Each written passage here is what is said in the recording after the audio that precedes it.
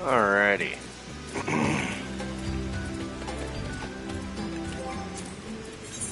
Let's continue on what we were doing.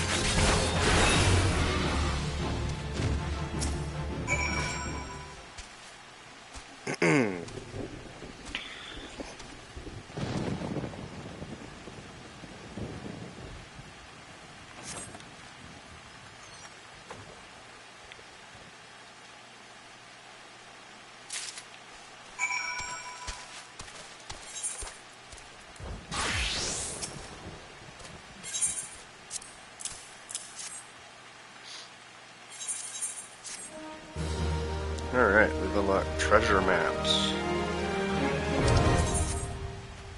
Probably won't do any of those, though. Until much later. Oh, well.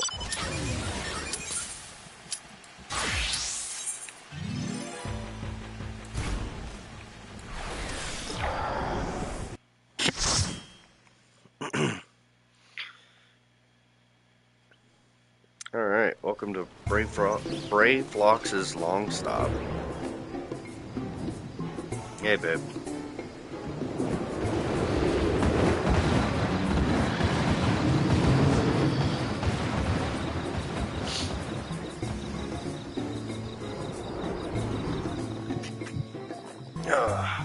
The things we do for cheese.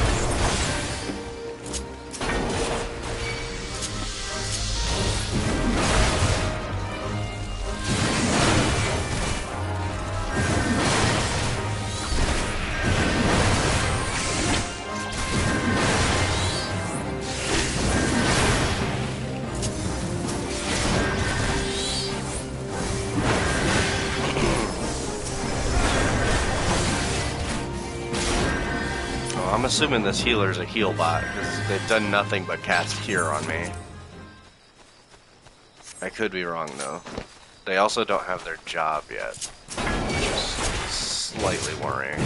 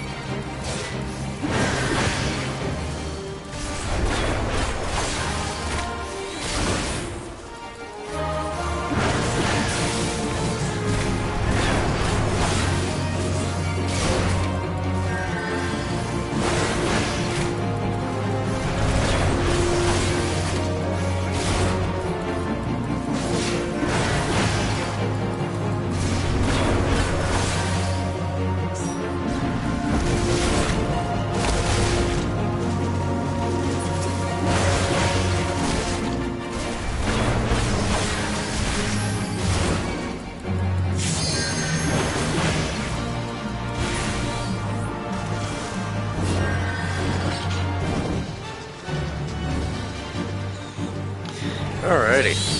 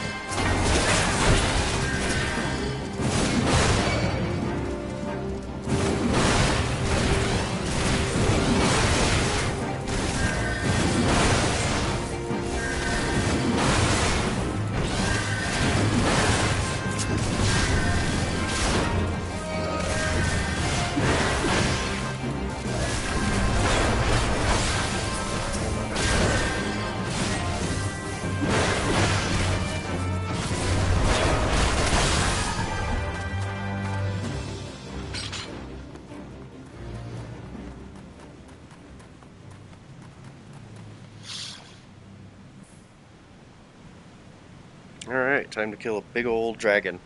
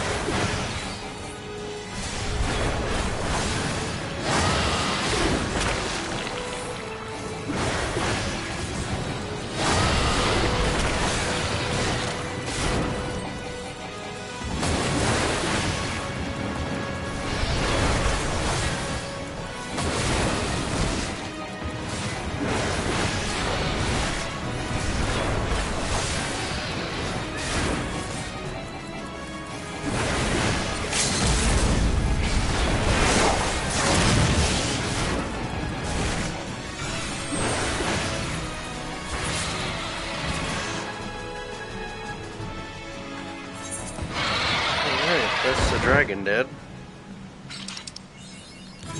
I'll give it to the healer if it kept me alive. May as well.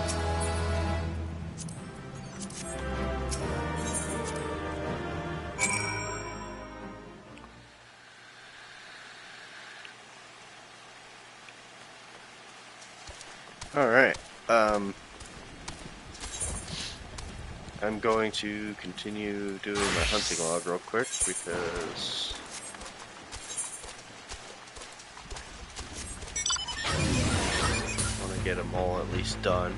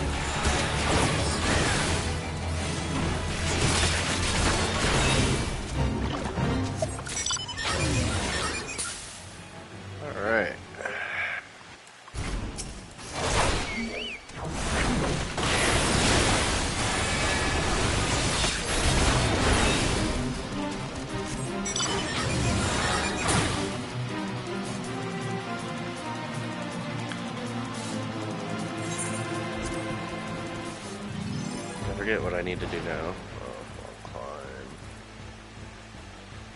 an iron lake. Over here we'll pick up the aetherite.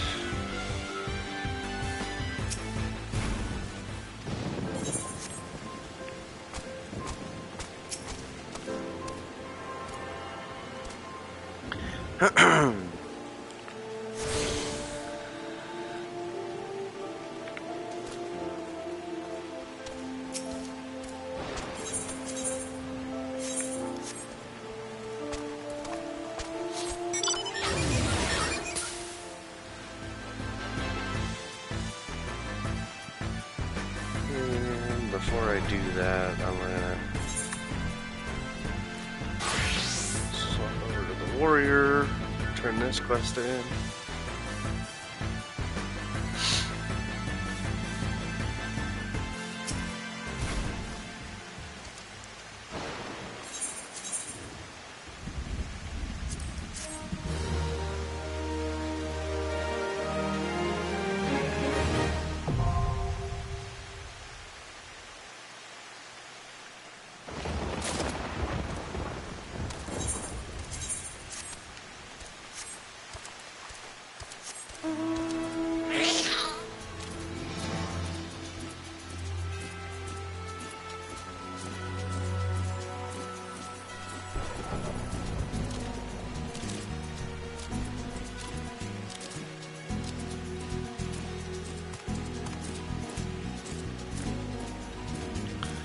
Alright, and now we go all the way to Camp Outlook, Camp Overlook, or whatever it's called. We're gonna kill some grenades, and then hopefully be on our way.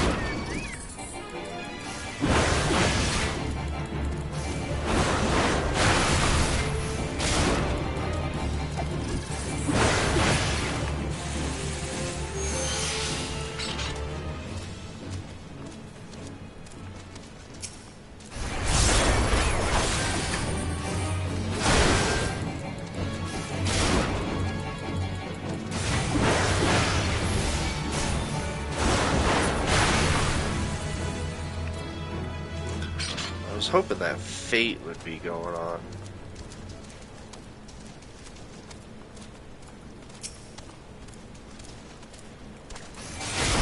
Because there is a fate that has the...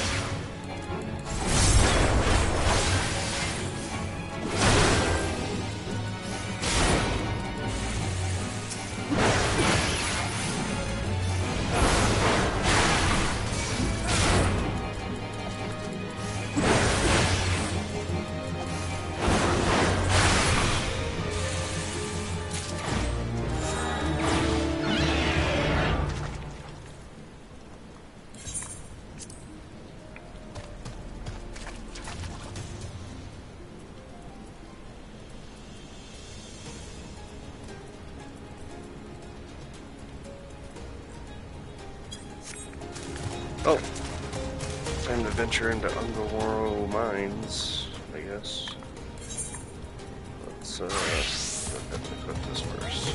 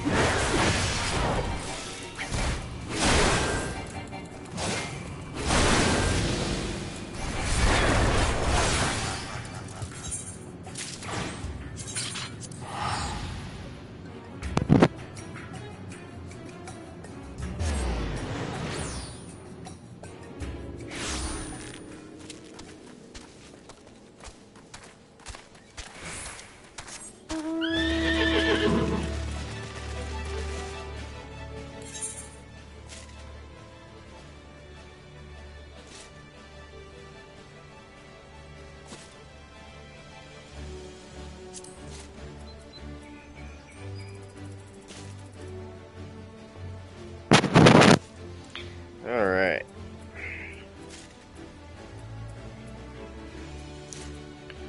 So now we're going to swap over to the Paladin and kill some Velociraptors.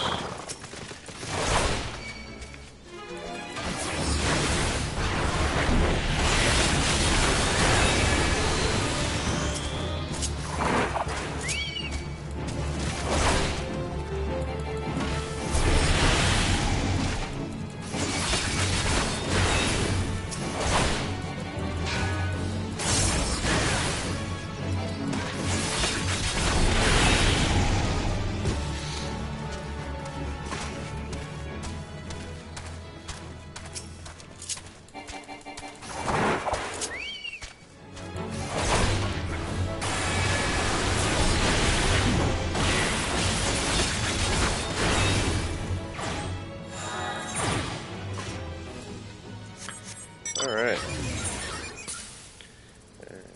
Now we need is stuff from Corthus. Okay, so before we continue doing that, we're going to we're gonna go to Costa del Sol. Or well actually we'll go to Wineport. No, not Swift Perch. Wineport. There we go.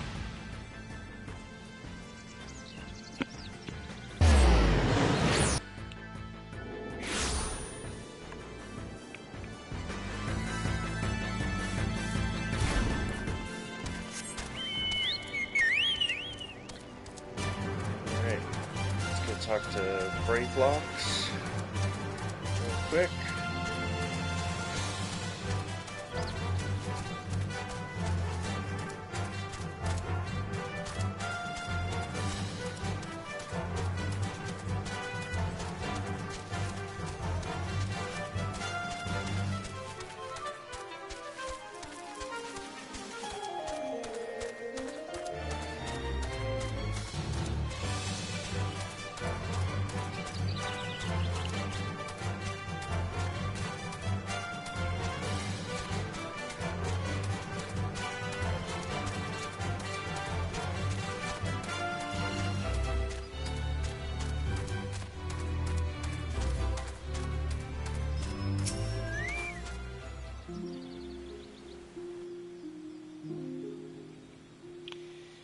Goodly Uplander has thanks of Gobby flock. Flighty Beast was tricksy foe, but Uplander outwitted with plans making. Uplander has goodly head for fighty think. Brayflock's happy gives tasty fresh Gobby treats to clever Uplander. Cheese is stinky sweet Gobby treat, special make with secret Gobby arts. No party complete without Gobby Gouda, Brayflocks ever say. Good lord. I've been talking like my 7-year-old.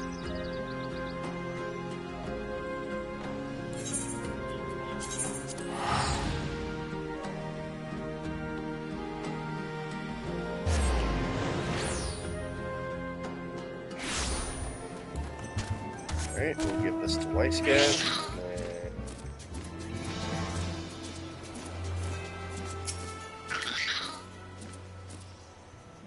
I gather you solved Brayflox's little problem. Yep, here's your fucking nasty-ass goblin cheese. By the gods, that unholy stench. This is, definitely goblin cheese. Judging from the smell, this should be quite flavorful. How is it made? It's best you remain ignorant of such things. I still remember when I learned what kind of milk they use. I'm not eating that.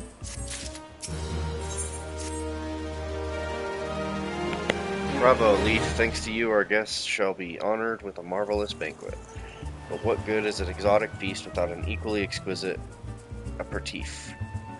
Luckily, I know just the person to ask. Make your way to Wineport and seek out Shamani Lomani, another former member of the company. All you have to do is give him this order slip, he'll take care of the rest. Oh, and if you're wondering if this is merely a ploy to test your patience, I assure you I do actually need that wine, and while you're there, give Shamani Lomani my regards. I don't think you actually need the wine.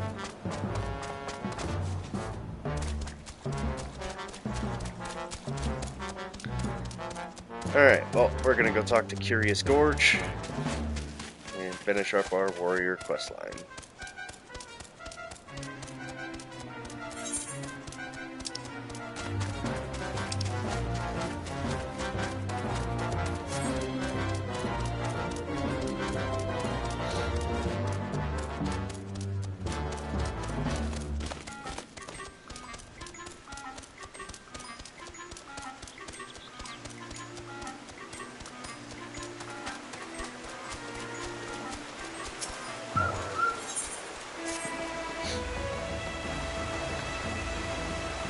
Leaf, there is much we must discuss, but now is not the time.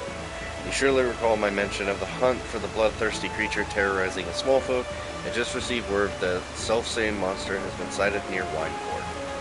What is more, according to those who managed to escape the carnage, the creature appeared more man than beast.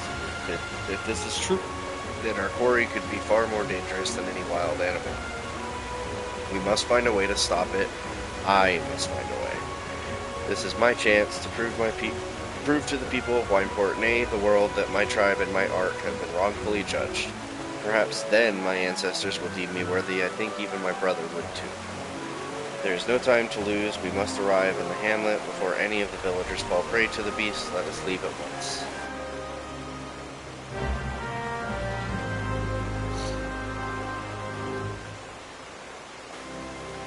Alright, to Wineport we go.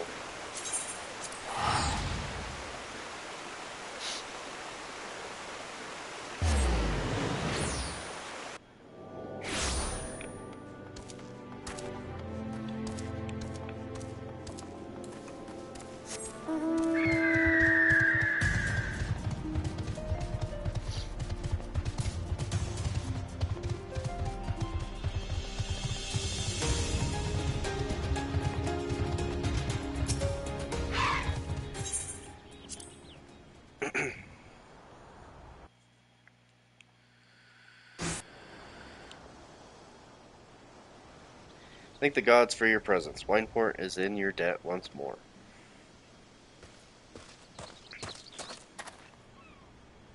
Fell creatures bear down upon our village in hordes as if drawn by that great hairy beast. You must stop them. Leaf, you fend off these creatures. I will see to the beast. This is my battle to fight.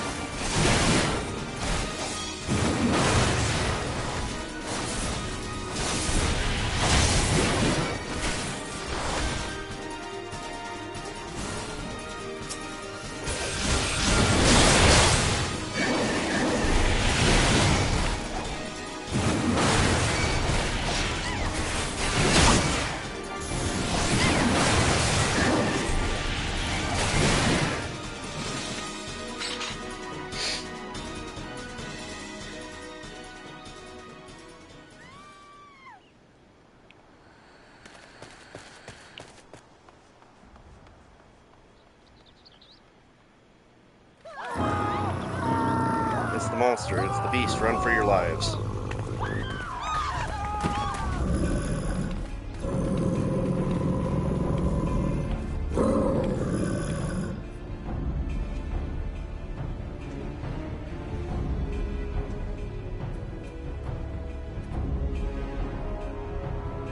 Stop. These people are not your enemy. The enemy lies within. You are stronger than this. Take control of the beast. Do not let it consume you. Brother.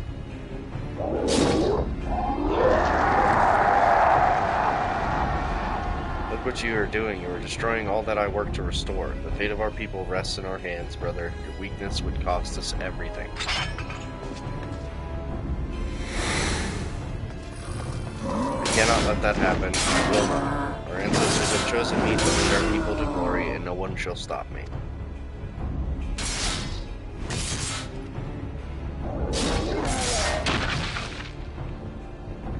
No one.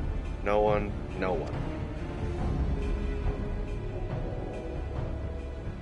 It was I who unlocked the secrets of the Chronicles, I who trained you in their ways, I who uncovered their locations of the legendary artifacts.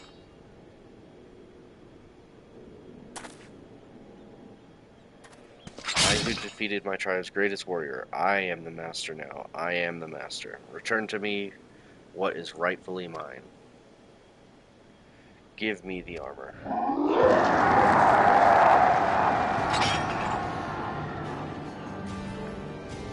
Or I shall tear it from your bloody corpse.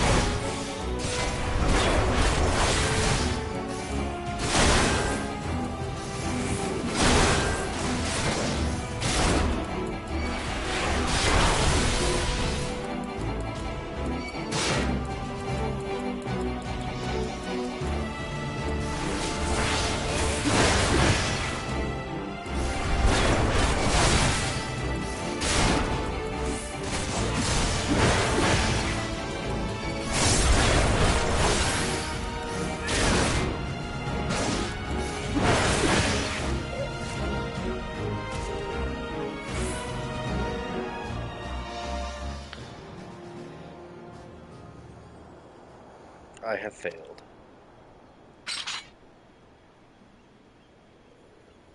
I failed you, I failed my people, I failed my ancestors, and I failed my own kin.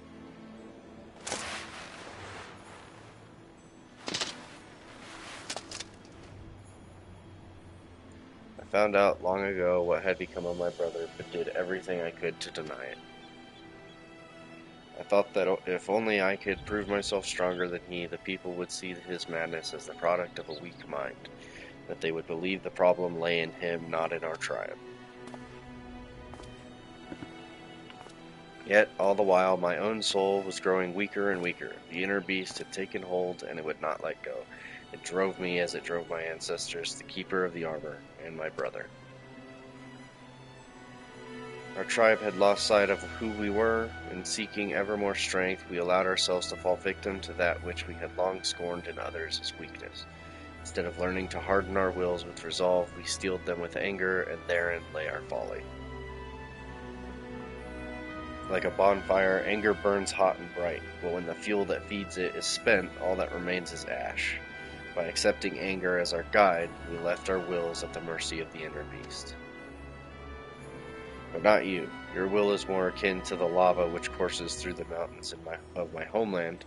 It burns as strong, nay, stronger than any bonfire, and when it cools, it becomes hard and firm, unbreakable. This quality allows you to keep your inner beast at bay.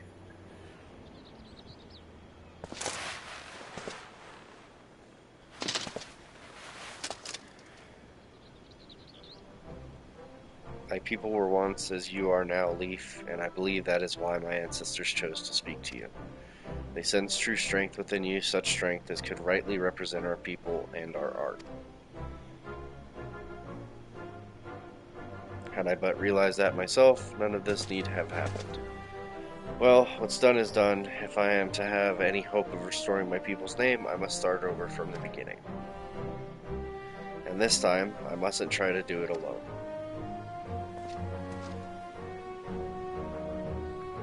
It may take time, but together my brother and I will restore our village to its former glory, and when we have, I shall remember Leaf, my friend and fellow warrior, and how he saved me from myself, that my dream might become reality.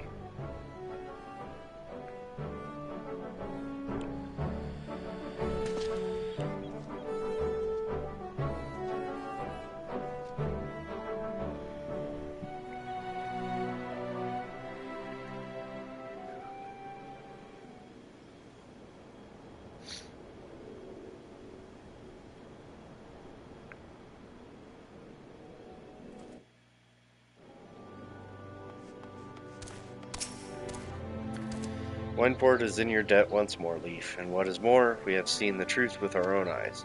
Pray tell Curious Gorge as much, and that we will be relying on him for his protection. He is a true warrior, and our humble hamlet would be lost without his strength.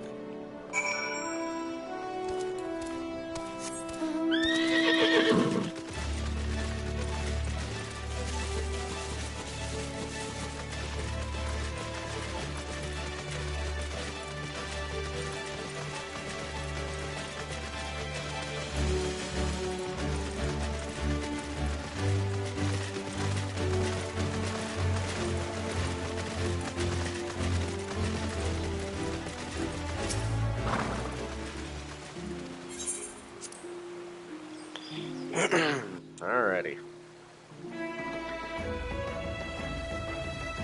Almost done. Just gotta talk to Curious George one more time. Not Curious George, Curious Gorge.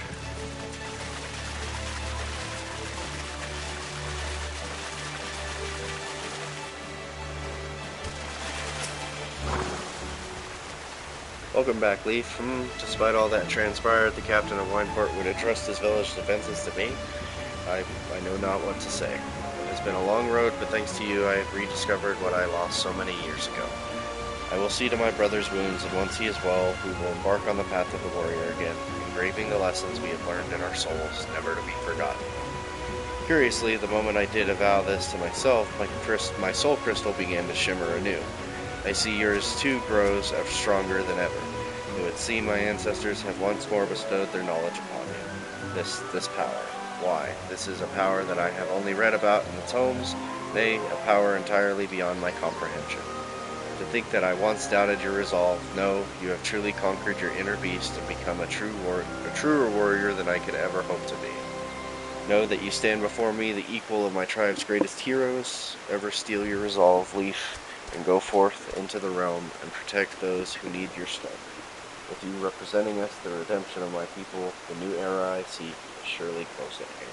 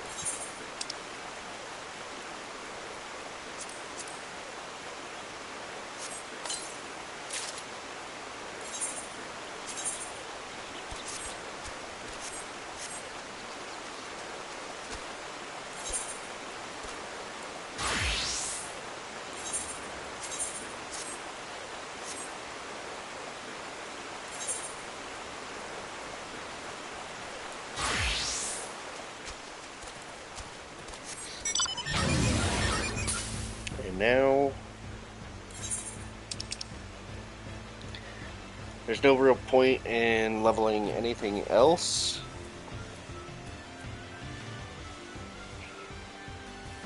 Except, there kind of is. I should go ahead and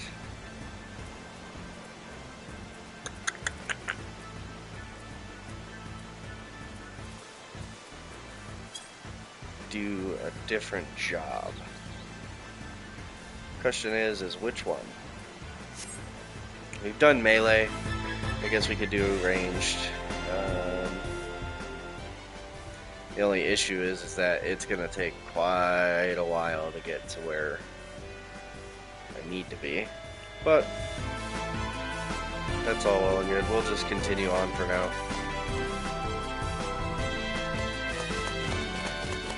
To Wineport we go.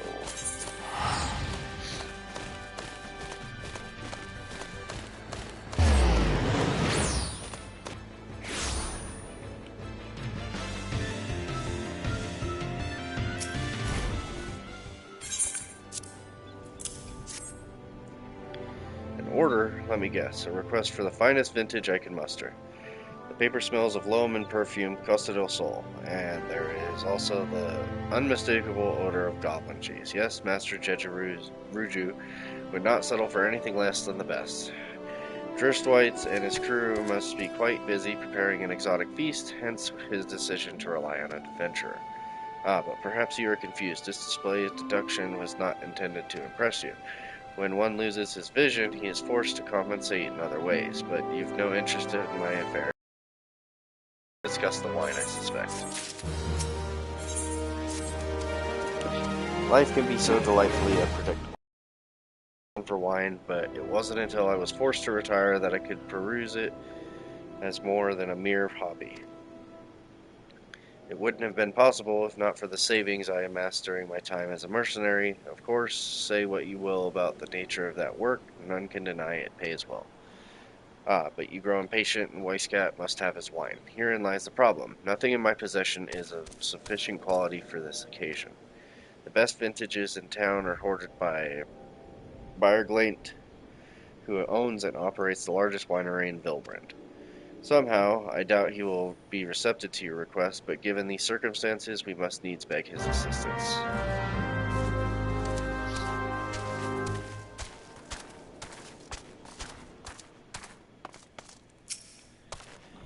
What rank amateur bottled wine this is? What rank amateur bottled this wine? The impurities have rendered it nigh undrinkable. Dismissal is too good for the man responsible. He should be made to drink every last drop of his polluted swill. What is it? I'm in the middle of an important discussion, and I do not care for interruptions. The neophyte vintner bid you speak to me? Ha! Neither you nor your friend has the palate to appreciate the subtle qualities of my private stock. I would sooner serve you gubu urine than sell you my worst vintage. Begone from my sight.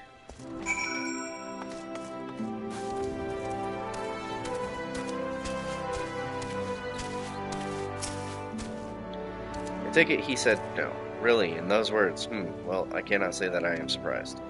While there's no denying his passion and skill, the wine baron of Limsa Lamensa is not a man known for his tact. Very well, we shall have to take an alternative approach. There is a chance, however small, that another resident of Wineport can furnish us with a suitable wine. In fact, had you come several years ago, I guarantee this would not be a problem. Alas, the quality of our product has declined significantly in recent years. The only breeds cultivated these days are common lowland vines. Which isn't to say that their grapes are of poor quality, only that we have known better.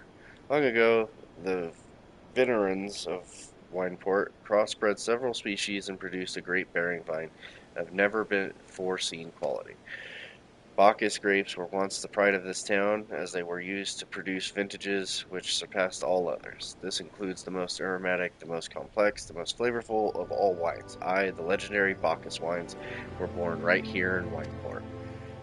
Pardon my enthusiasm. You see, I once had the privilege to sample this particular wine. It was an otherworldly experience. In that moment, I felt as though I had tasted the nectar of the gods themselves.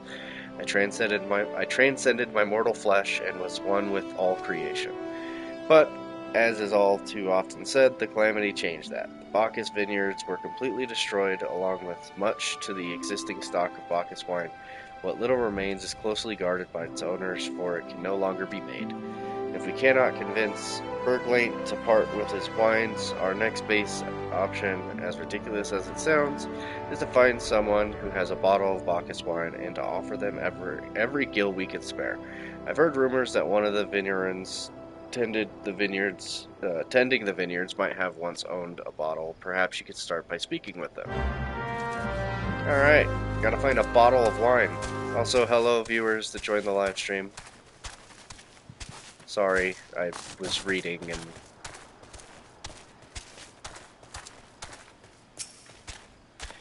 Bacchus wine, bah, don't remind me. Used to have a cellar filled with the stuff. Thought I could keep the wine safe from the thieves and the elements, never counted on a bloody primal blowing up my goddamn house. Well, that sucks. Sorry, dude.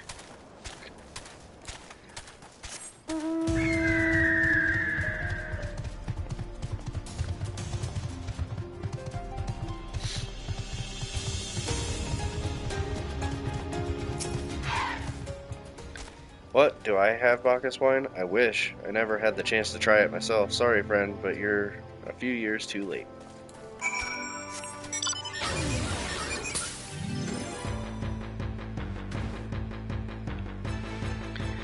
Alrighty. Back to Shomani Lomani.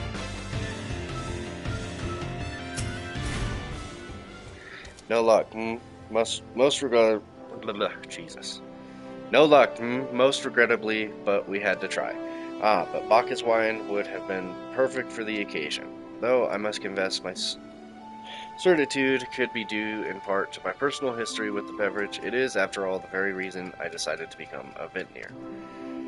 After Titan blinded me in our battle beneath Ogomoro, I fell into a deep depression. It wasn't until I tasted Bacchus wine for the first time that I realized there was still so much I could experience, even in my condition.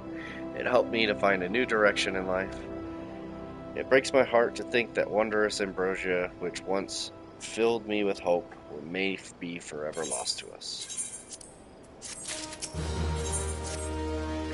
I must say, this talk of Bacchus wine has made me rather nostalgic. Indeed, there is much I miss about my life with the company of heroes. After everything the captain has done for me, I could not bear to disappoint him. I have no fear.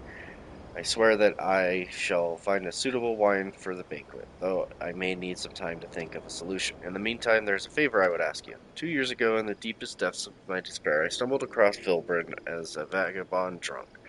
I suspect I was looking for a place to die, because I very nearly found one not far from here. It was there that a man named Dress took me in and nursed me back to health, and it was he who gave me my first taste of Bacchus wine, which helped me to find my new calling. Though I am still a novice in the art of winemaking, I would like him to know that I am pursuing my dream. This wine is my own original creation, and I would be most grateful if you delivered it to him in my stead. Dress sometimes works at the Raincatcher Gully docks, so perhaps Ritsklit, or Ripsglite, Skite, whatever, can tell you where you can find it. These pirate names suck. That's all I'm gonna say. These pirate names do suck to pronounce.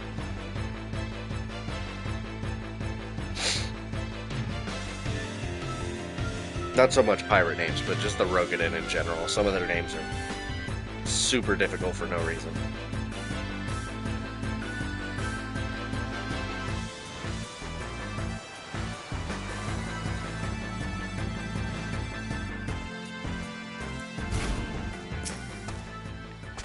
Dressed? Oh, you mean the hermit? I toss him a few gil when he needs an extra pair, or when we need an extra pair of hands. He doesn't talk about himself, and I sure as hell don't ask. When a man's got a face with scars like that, you best leave well enough alone, I say. If you've a mind to find him, though, then head southwest to the severed string.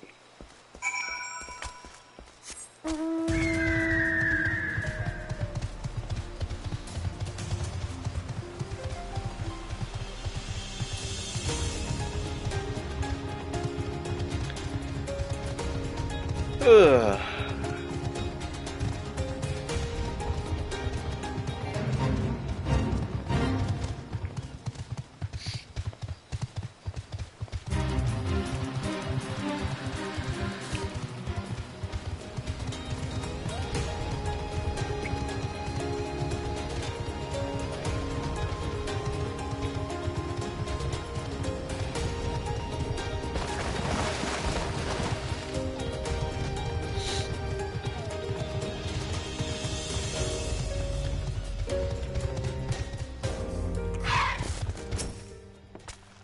What do you want?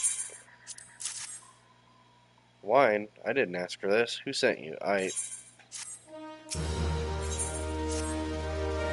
can't sleep. They won't let me sleep. The midges, the buzzing. It keeps me awake. I never wanted to hurt anyone. I won't fight. I don't want to fight. Please, make the buzzing stop. Make the midges go away. Okay. I mean, they're nowhere near your house, but whatever.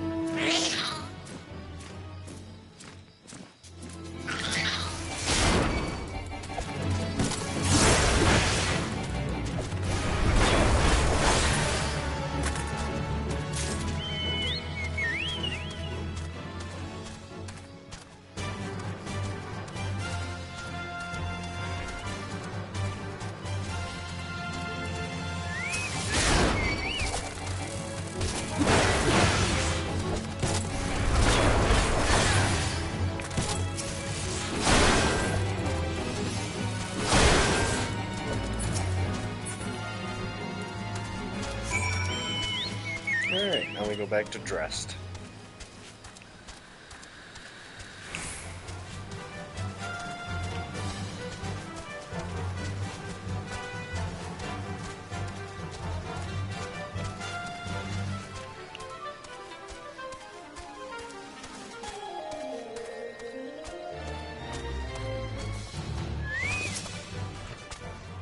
It's not so loud anymore. Did you do that? Thank you.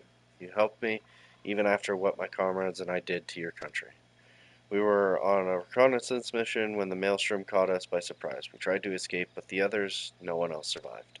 I didn't ask for this, damn it. I'm not even Garlean. They conquered my lands just like they tried to conquer yours. I don't want to die in some blasted jungle halfway around the world. I just want to go home. I wish to thank Shimani for the wine. That was overly kind. Would you be willing to bear a gift back to him? Earlier today at Red Mantis Falls, I collected the sap from nearby palm trees. If placed in coconut shells and stored for a few bells' time, it makes for a fine wine. See, it should be ready by now. I left 3 shells out there. Please take them to Shimani for me. I'm glad he's moved on with his life. I hope to one day do the same.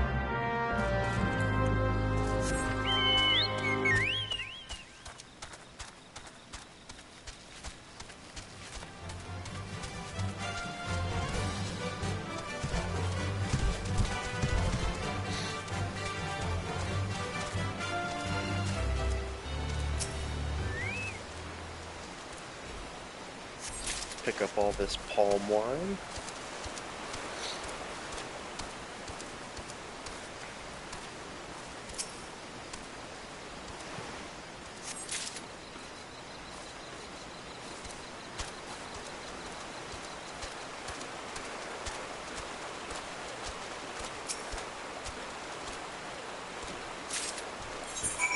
And go to Wineport. Talk to Shimani.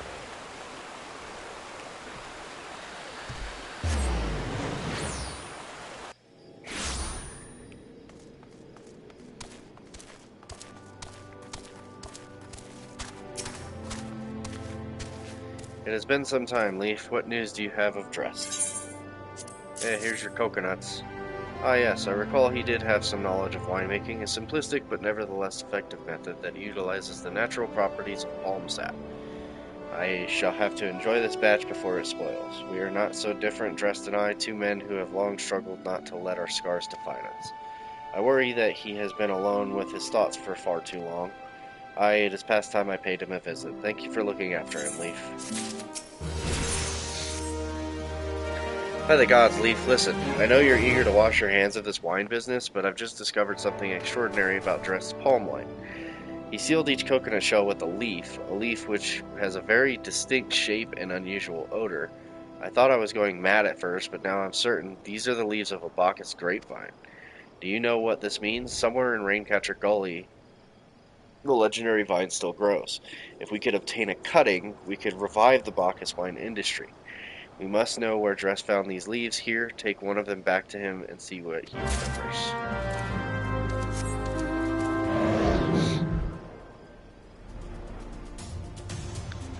Alright. If I remember right. Yeah.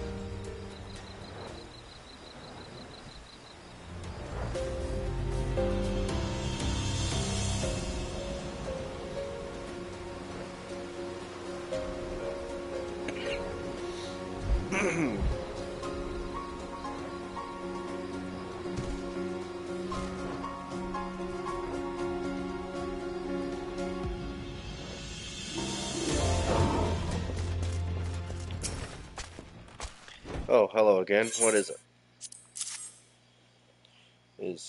It's just a leaf, isn't it? I only chose it because it was pretty. Didn't know it was rare. Found them near the Juggernaut to the south, but I didn't see any grapevines. I saw fresh gubu tracks though. Maybe the leaves came from vines growing on the back of one such beast. If you go looking for it, please be careful. Some gubus are more territorial than others, and you may have to defend yourself.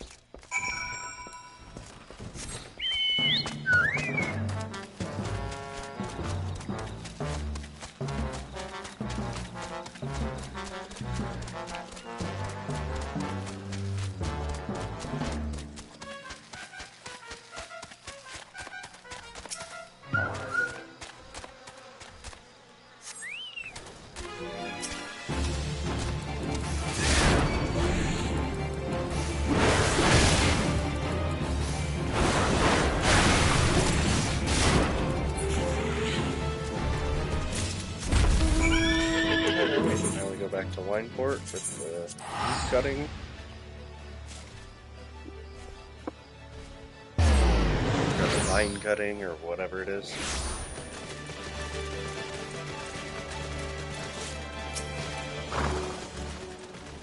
What did Drest have to say, Leaf? Tell me everything.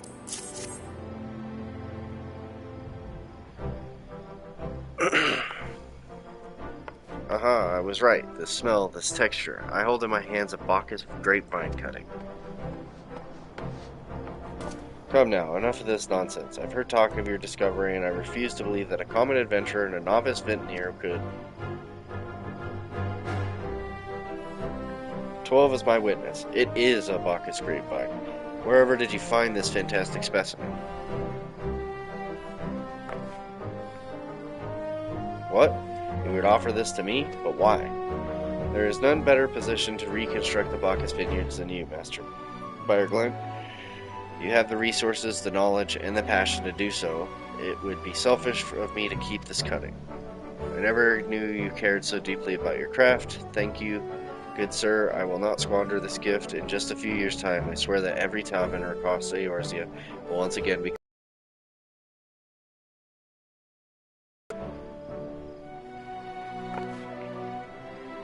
Sir, you needn't. Wait, the shape of this bottle, the scent of this label. This couldn't possibly be a 1547 Bacchus. But that's impossible. This vintage has not been seen since years before the calamity. It was the crown jewel of my personal collection. For years I debated opening it, wondering if today or tomorrow would be the ideal time, but now I realize that it was never meant for me. It should be savored by the saviors of Wineport, I say. He has made us an offer we cannot refuse. Master Jejaruju will find no finer wine. You have forever changed Wineport, Leaf. Thank you for your kindness and your generosity. But do not permit me to delay you any longer. Pray deliver the wine to Captain Weisscap.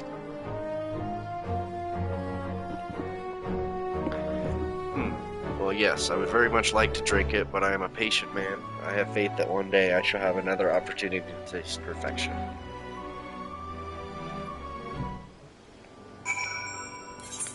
Alright, and back to Costa del Sol we go.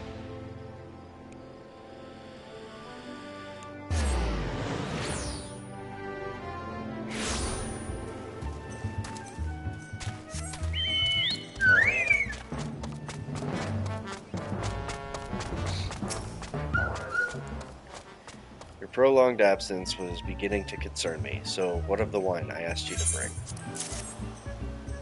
Is that 7 hells of 1547 Bacchus? Even I know how rare that is. I have to admit, I didn't think you had it in you, but congratulations, Leaf. Thanks to you, this will be the most luxurious feast Costa del Sol has seen in years. Considering the lengths you went to, I hope our guests appreciate it. Speaking of which, your associate arrived a short while ago. She appears to be growing somewhat impatient. Perhaps you could tell her that the banquet is about to begin.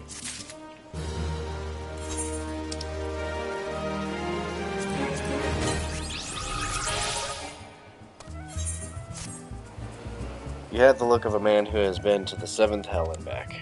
That a guest should be expected to supply the victuals for a banquet held in his own honor, and this while the shadow of Titan looms over us all. It beggars belief. I can only applaud your stoicism. Had I been asked to endure such ignominy, I fear I should have accepted my lot with less grace.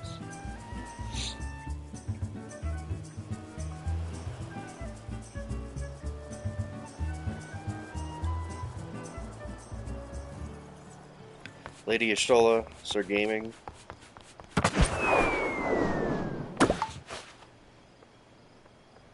A thousand pardons for this extreme discourtesy. I was wholly unaware of your true identity, sir. Had I known, I would have never permitted my man to subject you to such unspeakable ordeals. Come now, he must have sensed something was amiss.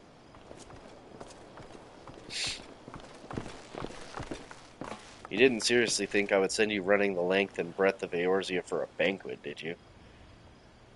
Spare him your mockery, Captain. Your intent was unclear to me until this moment, and unlike me, Leaf has no knowledge of your traditions. Mayhap you would be so good as to enlighten him?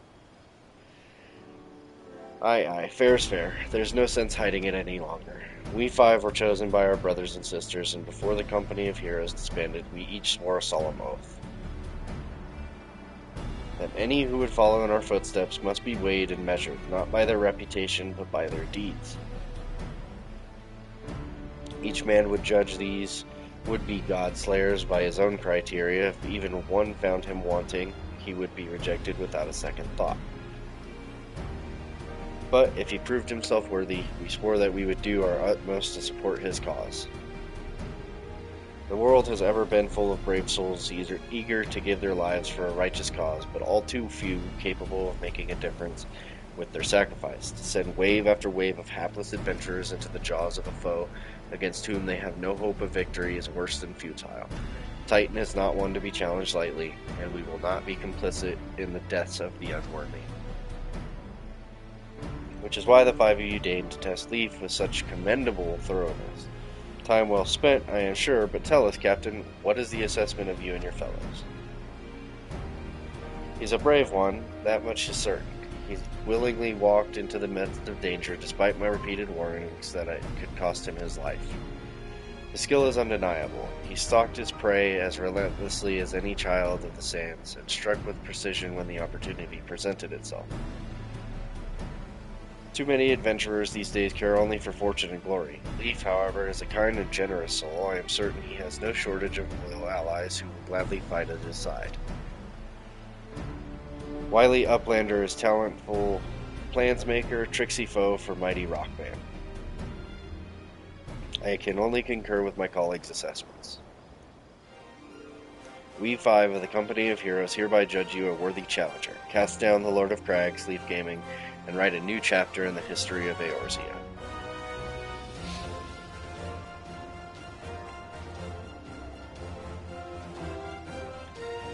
With the formalities out of the way, let the festivities begin. Summon the dancers, pour the wine. Eat, drink, and be merry, my friends, for today we celebrate the birth of a new legend, Leaf Gaming, Titan in Spain.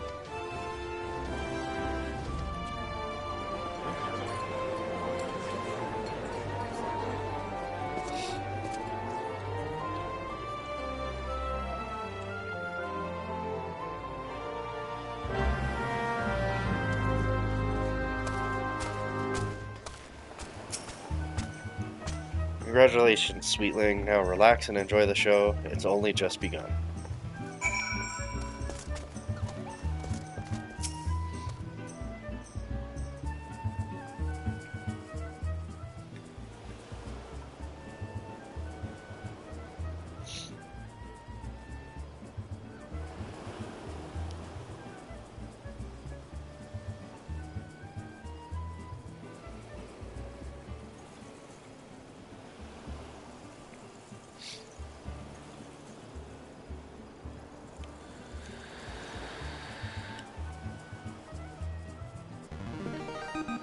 Tasting the exotic feast triggers a divine revelation. In that brief, transcendent moment, you glimpse the true form of reality, comprehend its fleeting nature, and cry out to the heavens in celebration.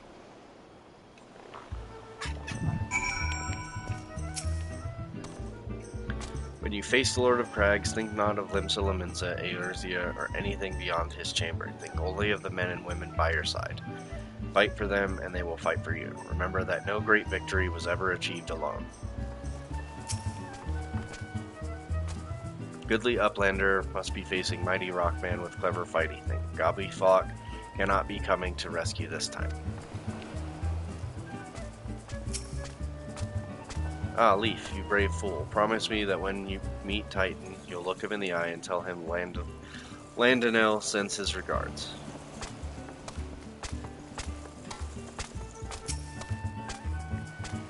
You're a veteran of countless battles, Leaf. This is but one more. Trust in your experience, and you will prevail.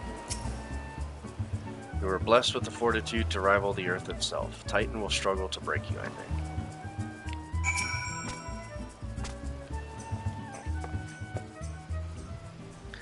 You are kind to indulge them, Leaf. This banquet is as much for the company as it is for you, whatever they may claim.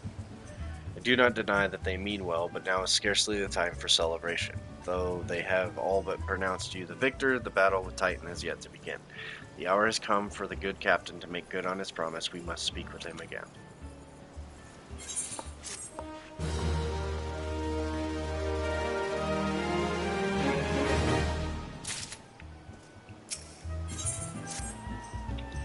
You must be eager to face Titan. As promised, we will show you the way.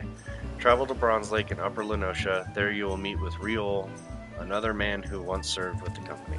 To ensure that this knowledge does not fall into the wrong hands, he will remain in hiding until you have given the correct signal. Give me your map. You must whistle loudly at the 3 locations I mark. Only then will he appear to meet you at this 4th location.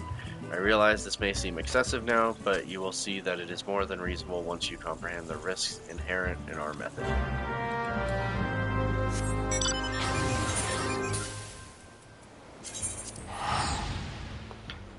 Alright, to Camp Bronze Lake we go.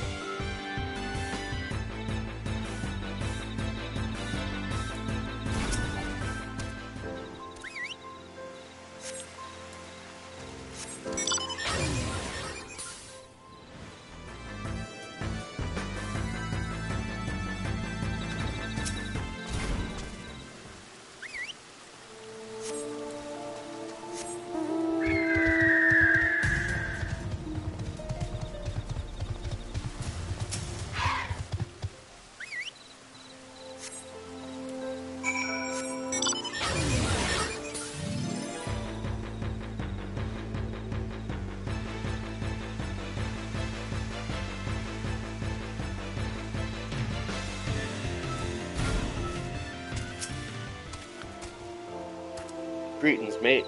Might you be the one the captain said would come calling? Aye, I thought so. Pay attention now, 'cause I ain't explaining myself twice.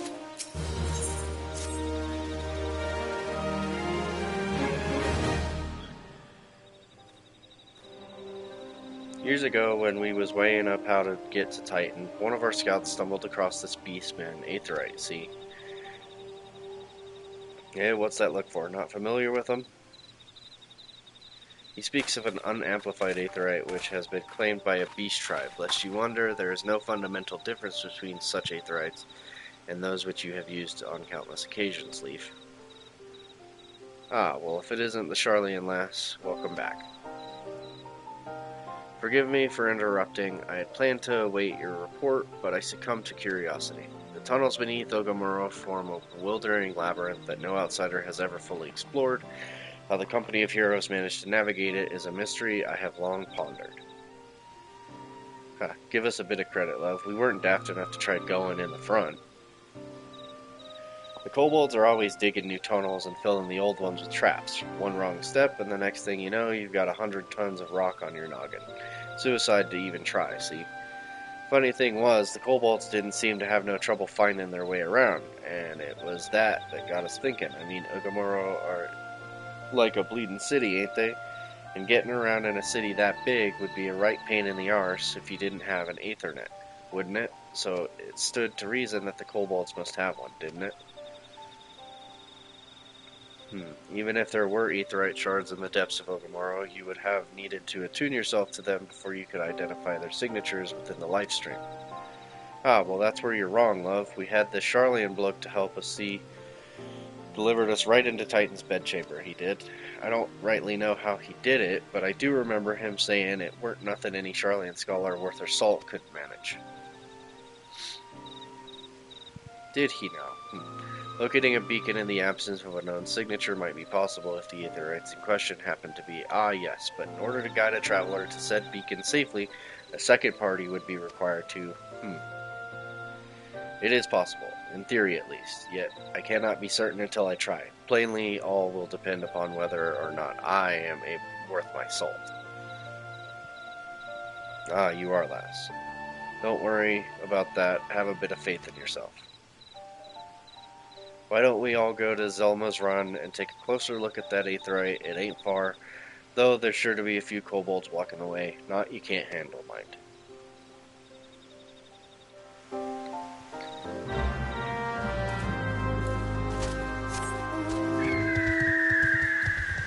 Alrighty, let's go look at this Beastman aetherite.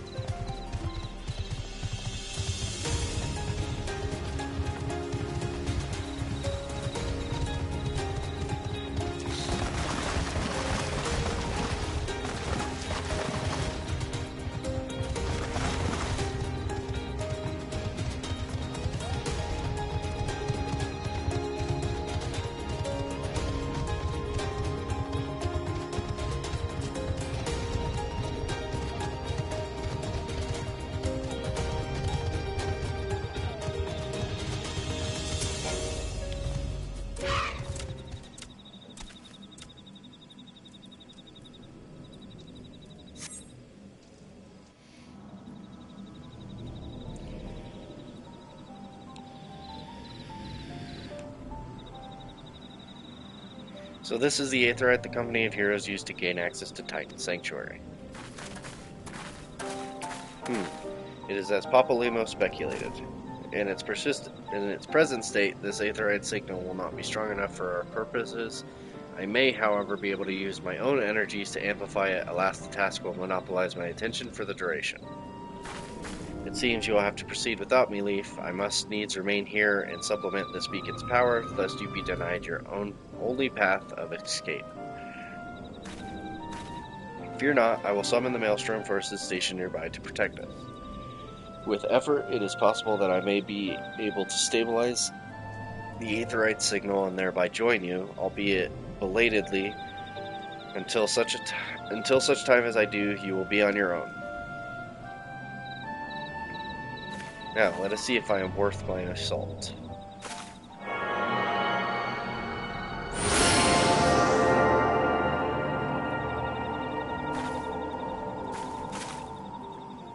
I have located another beacon, one far below the mountain. I can only speculate as to what you will find there, so stint not in your preparation.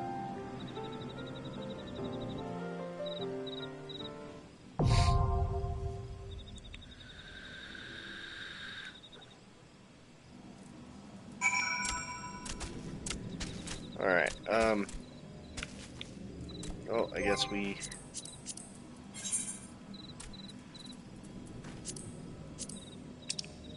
find us a party.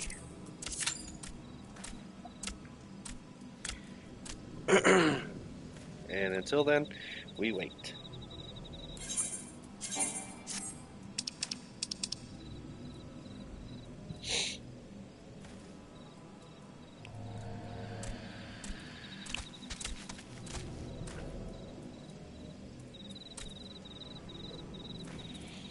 debating on what I want to level up next, or if I should just only do the tanks first and then come back do other things, or if I should just do those in my own time. I'll probably do those in my own time when I'm not streaming or something.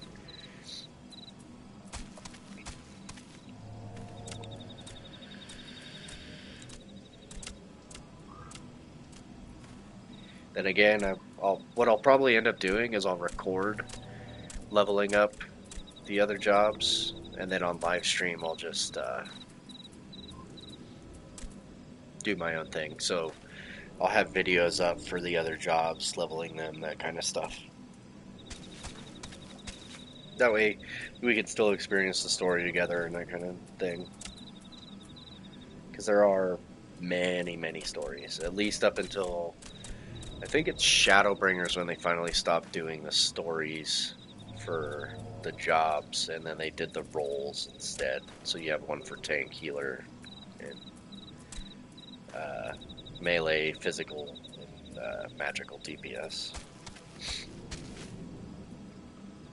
So I guess until then we're going to be working on our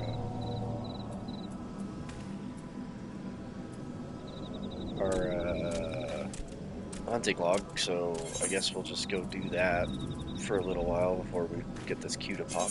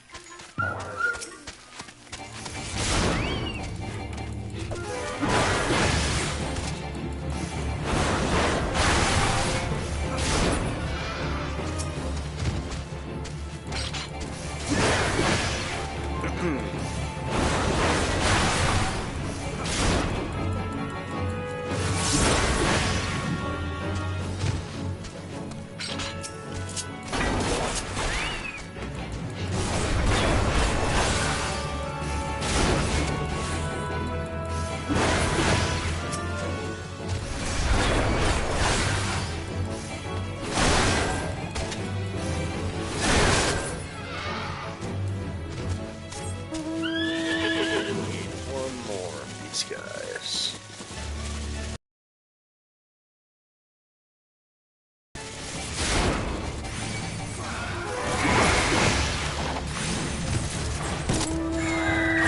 Alright, now what do I need? More bowls, which I believe are over here.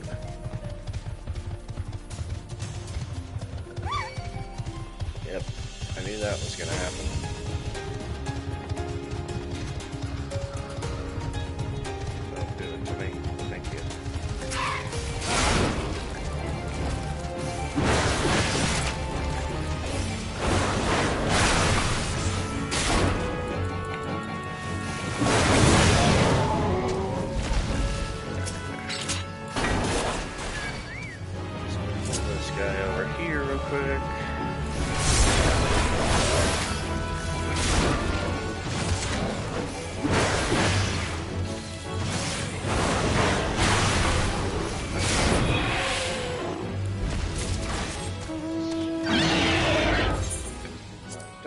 If I have any other ones in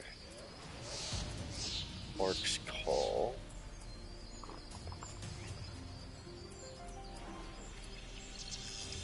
Milkroot clusters.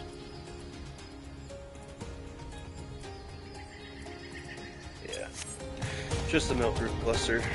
We'll go find those guys. Oh, well, never mind. Get to a position where I won't get attacked by anything, really. There was a pretty bad position, but whatever.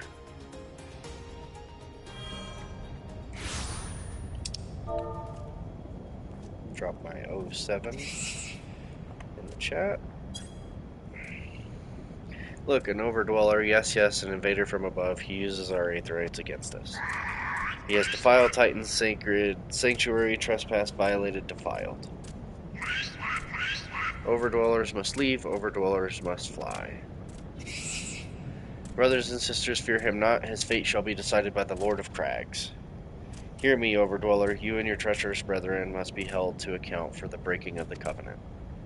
You shall be the first to face judgment, then Limsa Laminza and her oathbreakers, liars, betrayers, oathbreakers. O great Father, Lord of Crags, Titan we summon you, Titan we summon you.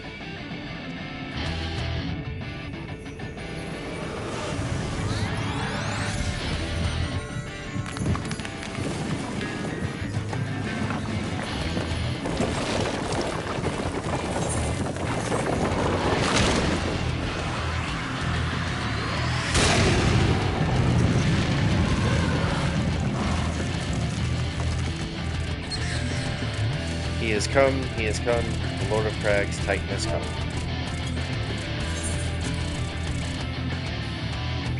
I'll skip that just so we can...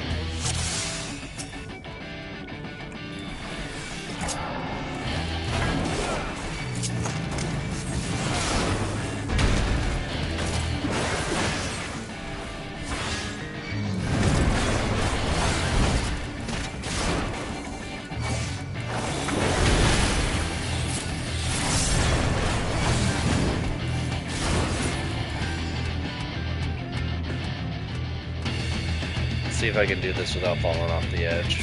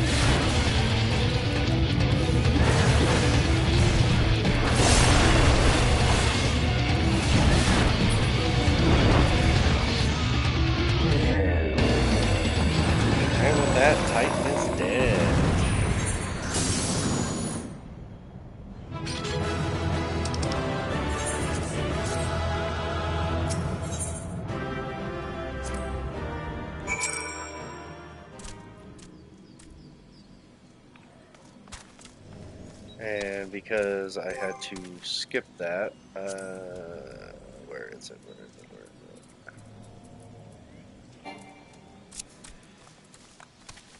I wanted to skip it so I could give the healer the commendation, but I guess I can't view the scene until later. So I guess what I'll do is I'll compile, well, no, it's fine. It's whatever.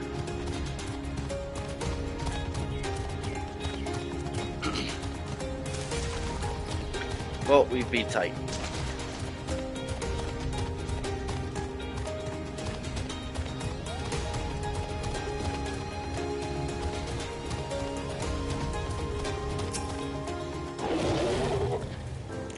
I'm relieved to see you well, but come, let us discuss our next step. The word will already have reached Maelstrom Command. Protocol requires that a representative of our order inform the High Commander of the mission's success. The honor is rightfully yours, Leaf. Once again, I must commend you on a job well done. We shall speak again soon. Alright, now we go to Limsa Laminsa.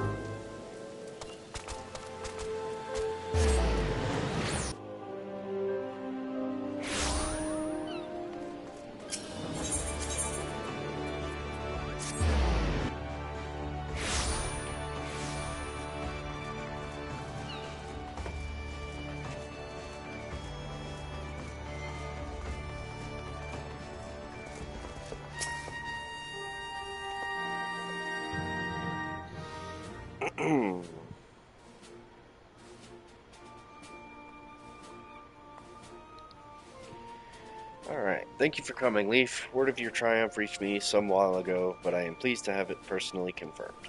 First Ifrit, now Titan. Truly, when I think of your achievements, I feel the loss of the Warriors of Light less keenly, and there can be no greater compliment than that. You and your order are heroes, the people of Limsa Laminsa are forever in your debt. I shall relay the details of your report to the Admiral forthwith. Please send my regards to the Scions of the Seventh Dawn.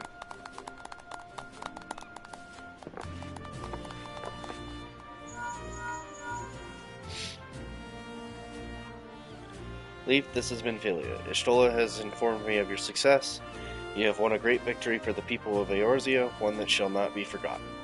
And what is more, both you and Ishtola emerged from Ogoboro unscathed. Why, Tataru and the others seemed as glad as that as they did of Titan's fall. You can look forward to a hero's welcome. We'll be awaiting your return at the Waking Sands. There is much to discuss. Godspeed. Alright, well, you heard her. Let's go back to Vesper Bay.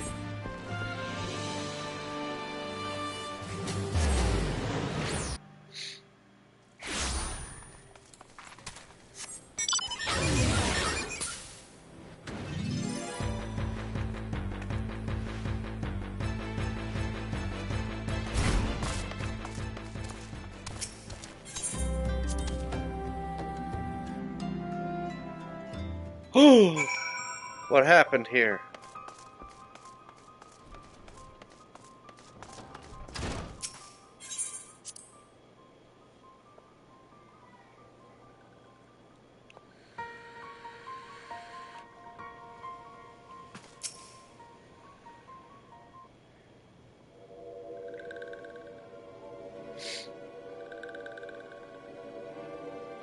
This one is glad, walking one is safe.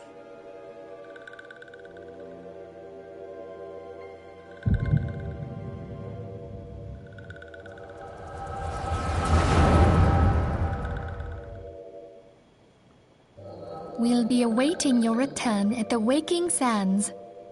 There is much to discuss. Godspeed.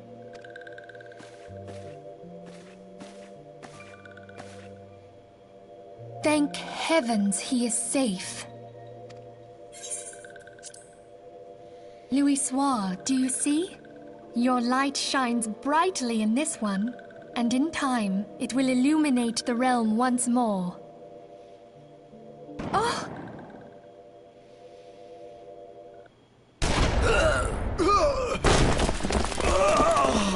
Advance no further!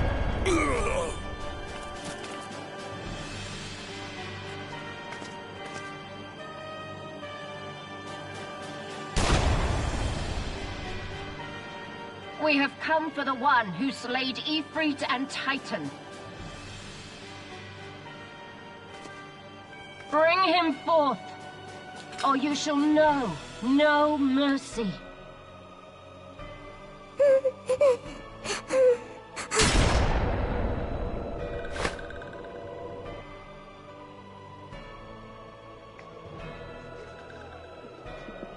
Confound it.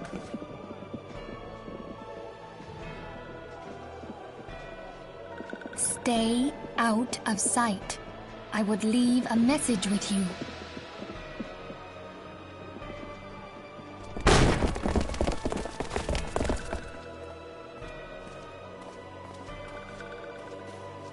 I surrender myself, on the condition you spare the innocents. Conditions? There speaks the Supreme Sire. I'll grant you have courage, but you would be better served by armor.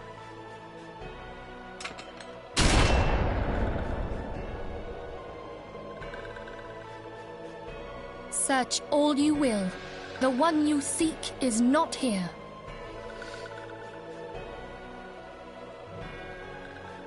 So it would seem.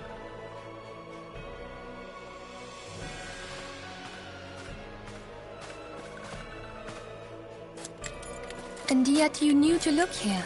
But how? Hold that thought.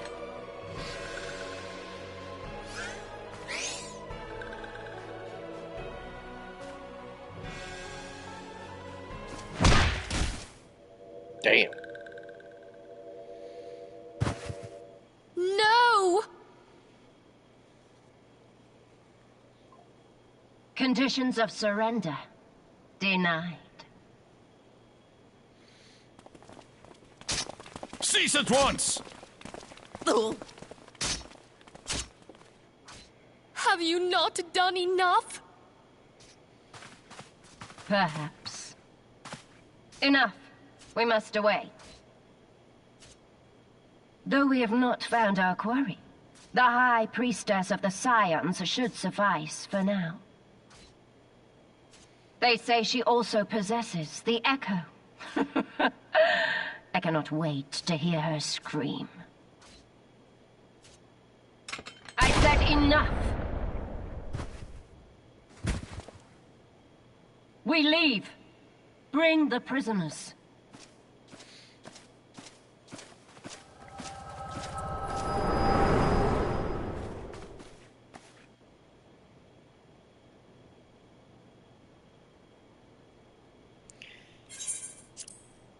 Walking One, Minfilia, asked this one to...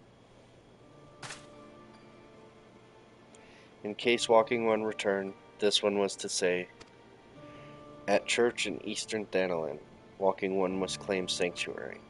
This one tried to protect Walking One Minfilia from Imperial ones. Forgive this one. Save...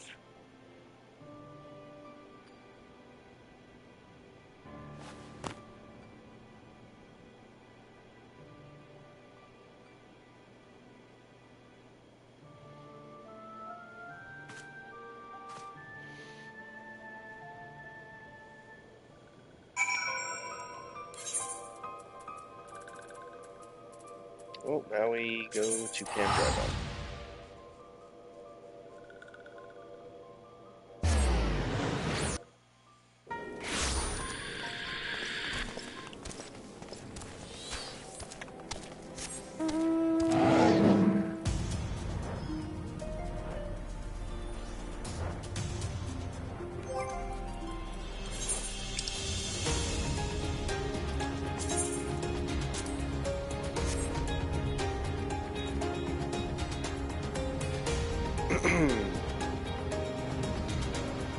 Alrighty.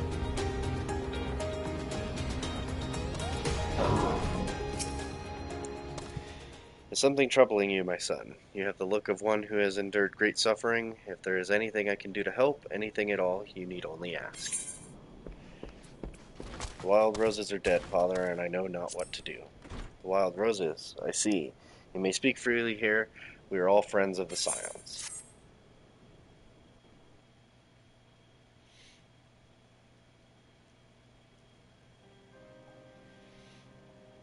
How could this have happened? And you are certain that Minfilia was among those taken by the Garleans?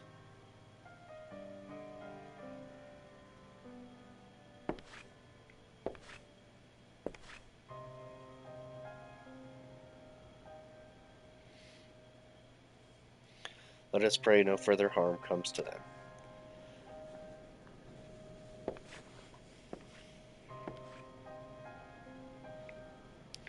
You may stay here for as long as you wish. It is the least I can do for a friend of Minfilia's.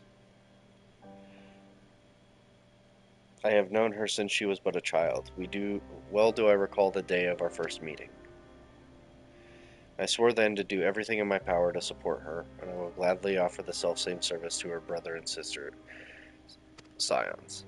No, please. So please, no matter what you require, you need not hesitate to ask. Marquis, would you come here for a moment?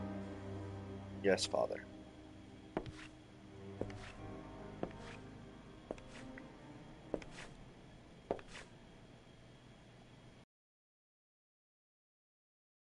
If you require assistance, pray speak with Marquis. He is a trifle shy, but I assure you he means well. I should explain, Marquis is a survivor of the Battle of Cartno. Alas, his experiences took a terrible toll upon his mind. Had we not taken him into our care, he would have surely have perished in the desert. Marquis, I want you to look after Leaf. Do you understand? Yes, father.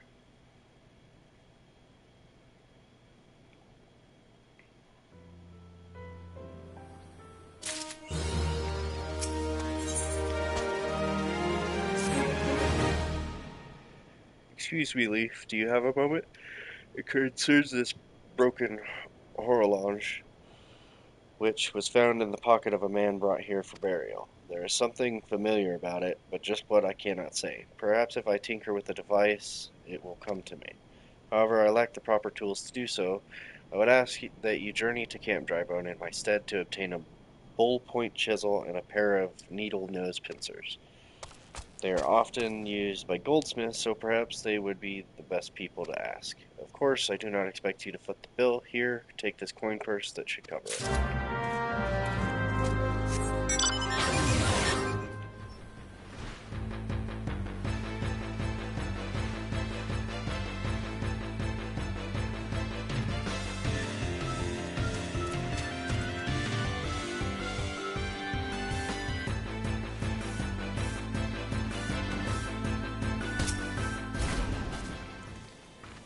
A bull-point chisel, you say, and a pair of needle-nose pincers? Those things don't come cheap, you know. Balls. I mean, yes, that should be sufficient payment. Nice doing business with you. I have a feeling that I overpaid him, but okay. It wasn't my money anyway.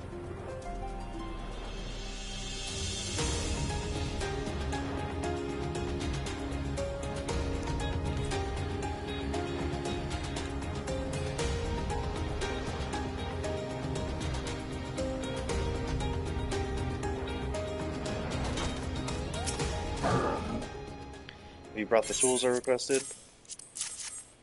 Yep, there you go.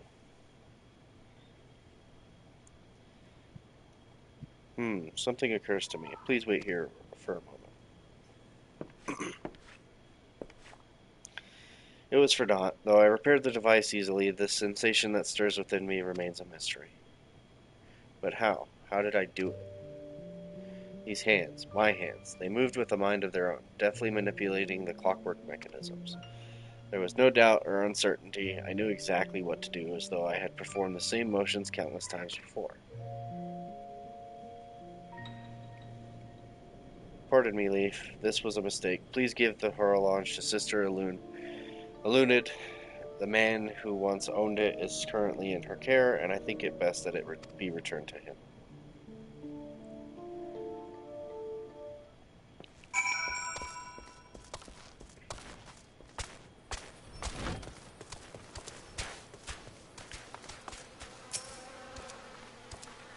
Good day to you, sir. Have you come to pay your respects to this man? Never before have I seen such a queer device. You say that it measures the passing of time. Mayhap they are more common in Garlemald. I am given to understand that its cities are filled with all manners of amazing technologies. Marquis said that it belonged to the deceased. Oh dear. You don't suppose that the owner might have been a Garlean spy. It may behoove us to notify the authorities in Camp Drybone. But, mayhap more importantly, how did Marquis manage to repair this device? I knew he had a talent for the trades, but this goes far beyond mending fences and thatching roofs.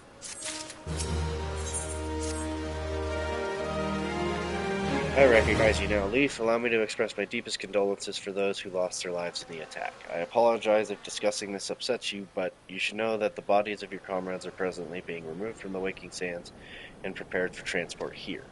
If you wish to leave this work to others, I understand. However, taking part might help you find closure.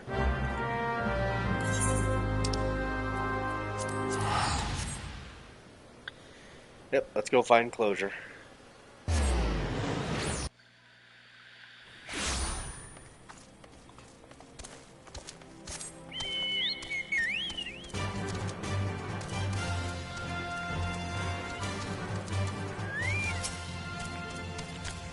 You don't look like one of them church fellows, not that I'll turn you away, no sir. As you can see, we've got a pile of unidentified bodies over yonder, no one's come to claim them, so off to the lich yard they go.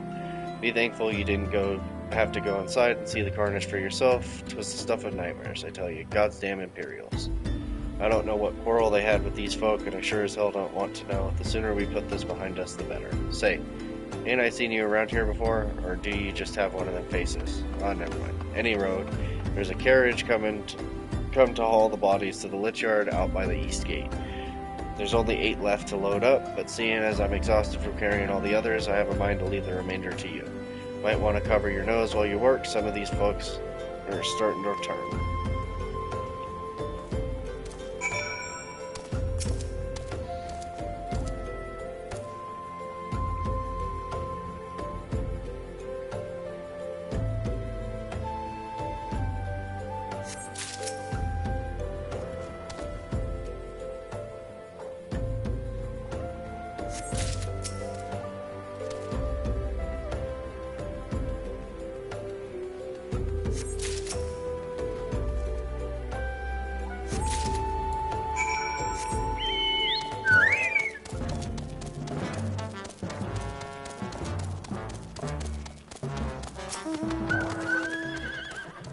What happened to the big fella? Ah, forget it. Just bring the next batch and toss them in the back. Ain't like they'll complain if you're rough.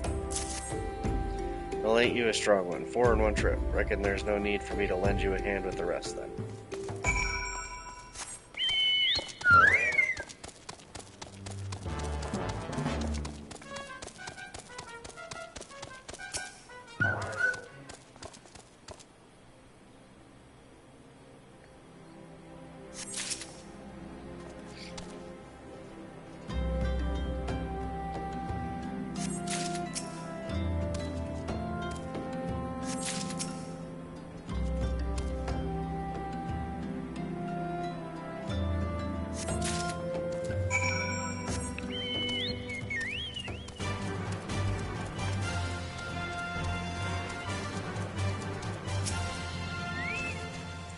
Come on, let's finish this before I die of old age. That should be all of them, thanks for the help. Reckon it won't take too long to deliver all the corpses to the lich yard. Even so, you might want to hurry back and tell them that our work here is done.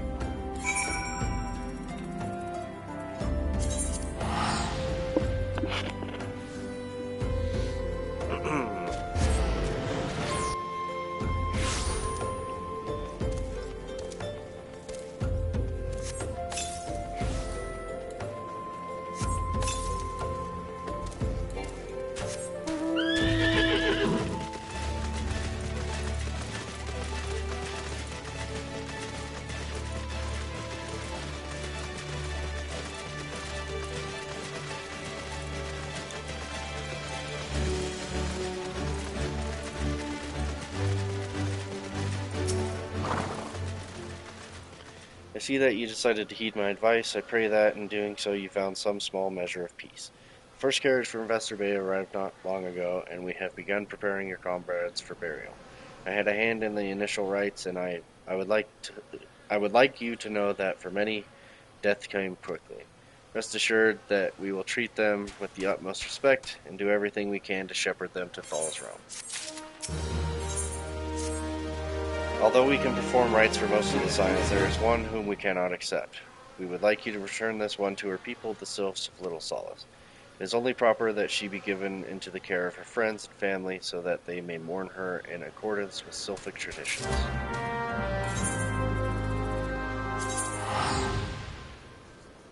Well, Sylphs ain't gonna be fucking happy.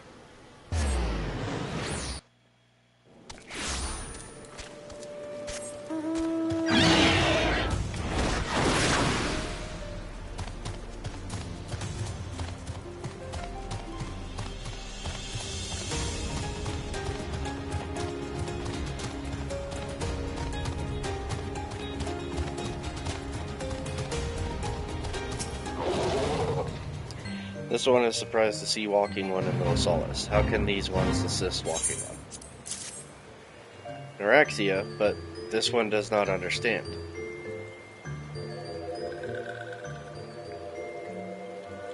Gumuxio, this one has heard much wailing. This one would know what has caused such distress.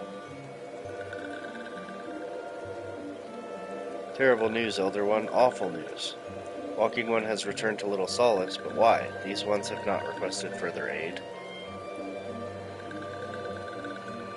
Neuraxia, how did this happen? Explain everything to this one at once. So, not only Neuraxia, but many of Walking One's friends were lost as well? Neuraxia. Neuraxia went to Thanalin at the behest of this one. Walking One was with Neuraxia at the end. Tell this one that Neuraxia was brave. Tell this one that Neuraxia did not suffer. This one is glad to hear Walking One's words. Thank you for bringing Neuraxia home, Walking One. These ones also wish to thank Praying Ones. Tell Praying Ones that these ones will remember this kindness. This one demands vengeance. Imperial ones must pay, Imperial ones must suffer. When the time comes for Walking Ones to face Imperial ones, do not forget these ones. These ones would not have Neuraxia's death be for naught. These ones will fight.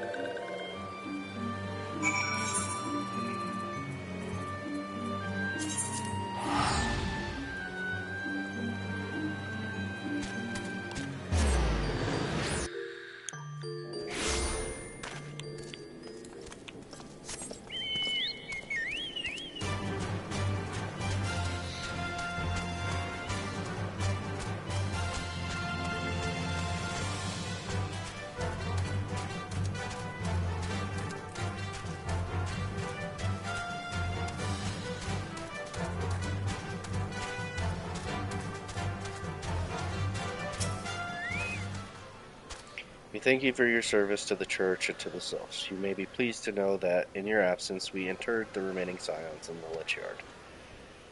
Perhaps you still wish to do more for your friends. If so, I would remind you that you have already done so much on their behalf. Please take a rest and set aside your burdens for now, Leaf.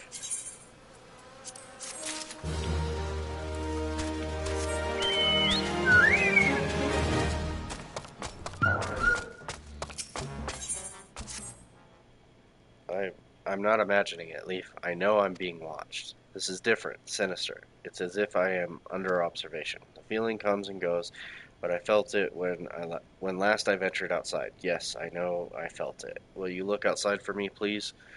It will only take a moment.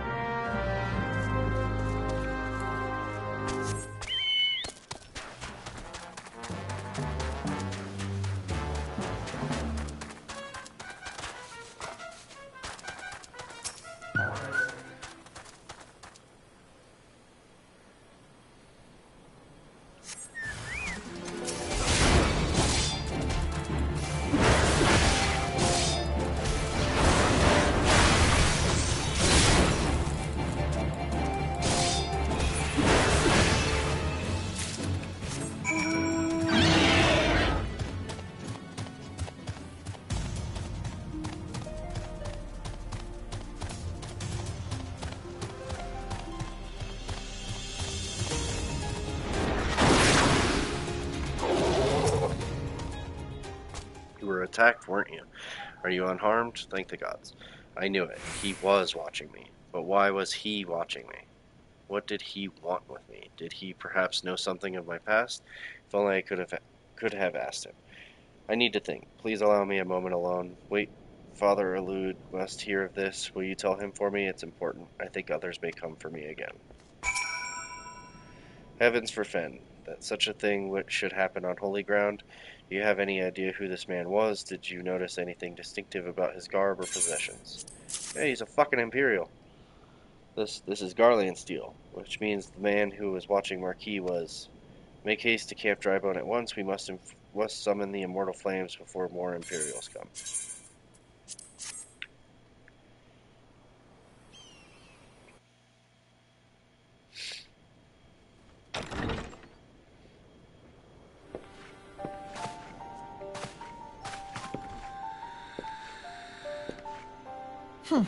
I fondly hoped that I might be the first to speak with you. Would that I had been so fortunate.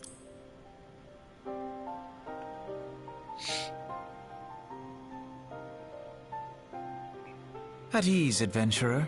I come not on behalf of the Empire. On the contrary, I mean to revive the scions of the Seventh Dawn. And to that end, I have come in search of a legend. The greatest engineer of our time, Master Cid Garland. I have come for you. I fear you are mistaken, child. He is but a poor soul who bore witness to the horrors at Cartano. I beg of you, leave us in peace. Wait,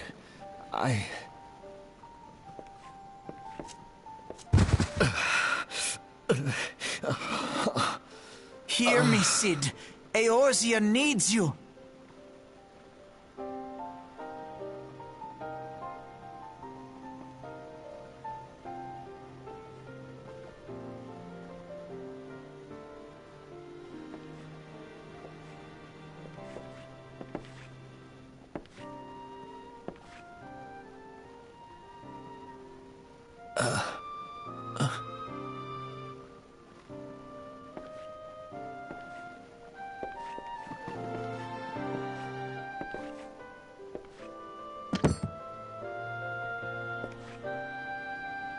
Cid, was it?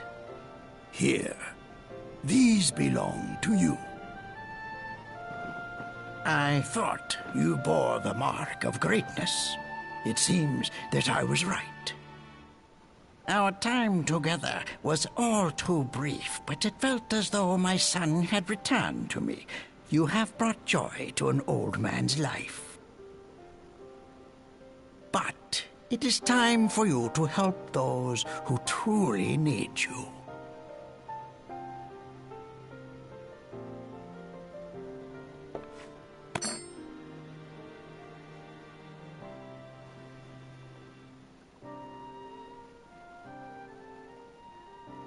Who are you?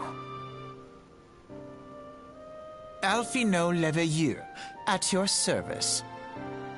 As a scion of the Seventh Dawn, I stand against our primal and imperial foes, as my grandfather once did. 'Tis no secret what befell our order at the Waking Sands. Word has already spread across Eorzea. The repercussions are far greater than you realize. In the wake of the calamity, the three city-states focused their efforts solely on reconstruction, leaving the scions to combat the primal threat unaided. And lo, we are all but destroyed. Yet even as the nations mourn our demise and abandon what little hope they have left, we cannot forsake our duty, now least of all. The Ixal have summoned Garuda once more, and she torments the people of Kurthus as we speak.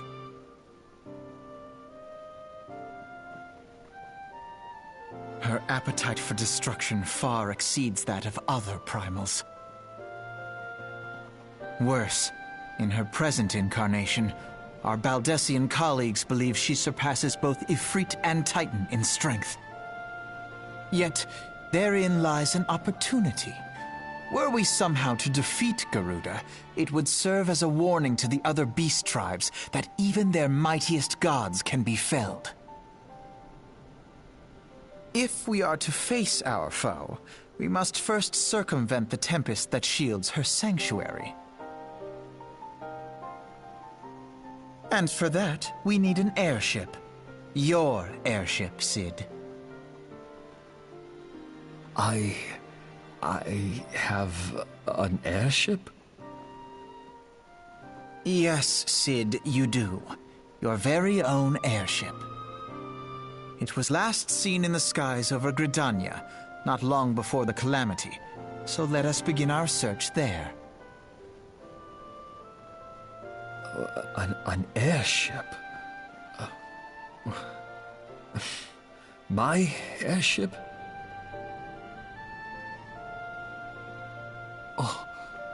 Wait.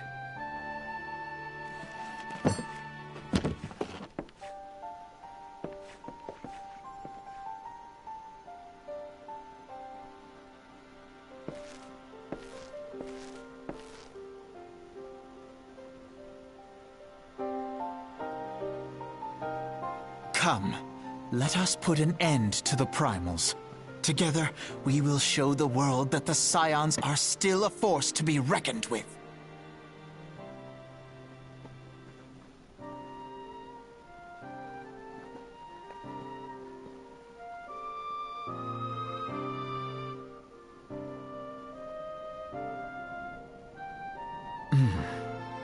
They need my airship. They need me.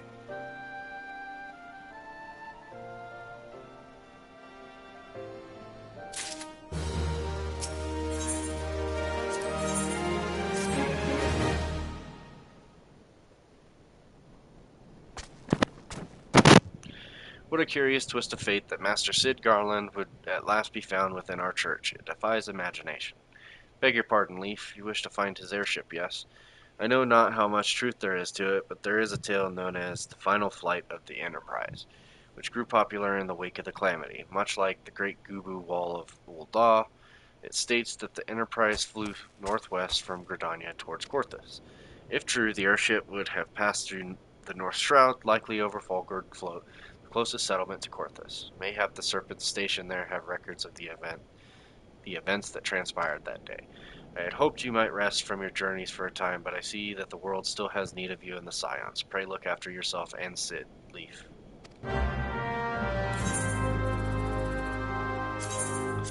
So Falgord Float we go.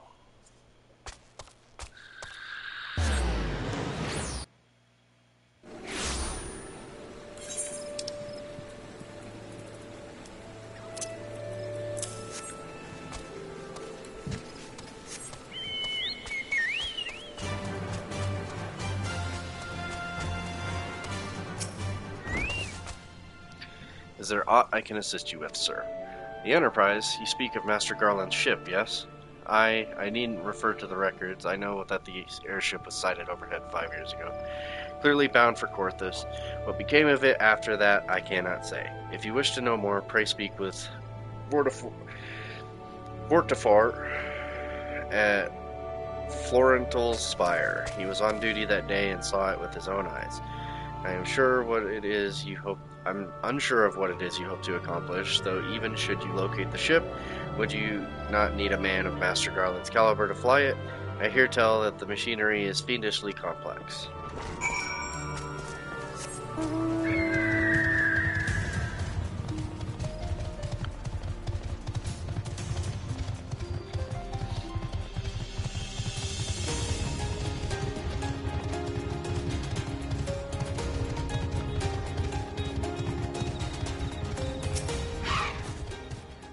You have come in search of Photophore? Then well met, for you have found him. Indeed, I have served as a whaler for many years, since before the great snows came to Korthus. What exactly is this about? Ah, the final flight of the Enterprise. I do indeed remember that day. 'Twas on the eve of the Battle of Cartmel, nigh on 5 years ago. I held the spire alone that night, while the bulk of our forces marched to meet the enemy in the field. Then, all of a sudden, the most fantastic airship I've ever seen split the skies overhead. I could only watch in shock as it disappeared over the mountains to the northwest. If the Enterprise wasn't destroyed during the Calamity, I'd wager it's still somewhere in Korthus. The astrologians at the observatorium may have records which could help, but to obtain them, you would need to deal with the Ishgardians who control the region. I wouldn't expect much, though. The high houses have long been concerned with their own affairs above all else. When Dalamud descended, they took shelter behind their gates, and even now they have little regard for the plights of other nations. Nevertheless, they may deign to assist you. Should you prove yourself useful, consider providing your services to the soldiers who guard the observatorium. Though they may refuse you at first, I little doubt they would accept aid freely offered.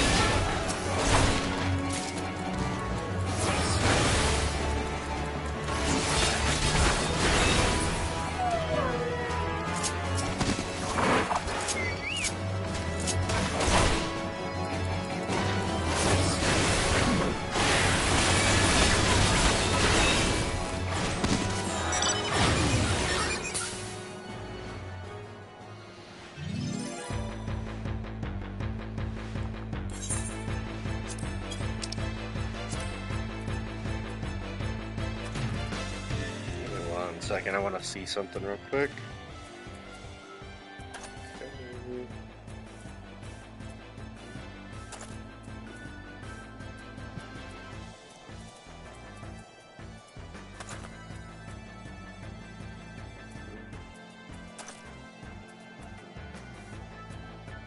Okay. Excuse me, can you repeat that? You wish to offer your services to House Durandare? And what, pray tell, do you wish to receive in exchange? Ha, how absurd. As if we would permit an outsider to peruse the records of the observatorium. Do not mistake our courtesy for friendliness. The Holy See of Ishgard may allow foreigners to travel freely within these lands, but we do not intend to offer succor to strangers.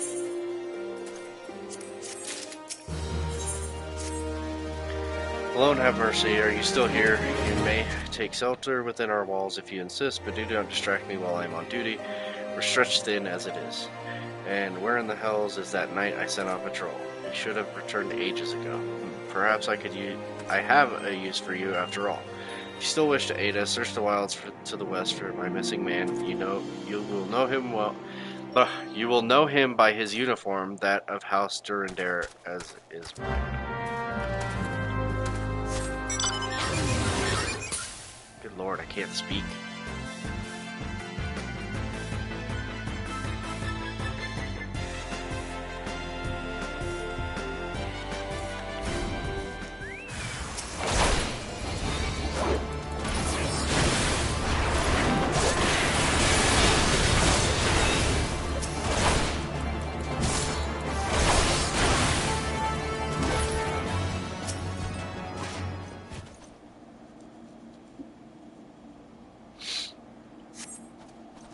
If it wasn't for you, sir, I reckon they would have finished me off. Despicable dragon-loving despicable dragon-loving bastards. Death was a mercy they didn't deserve.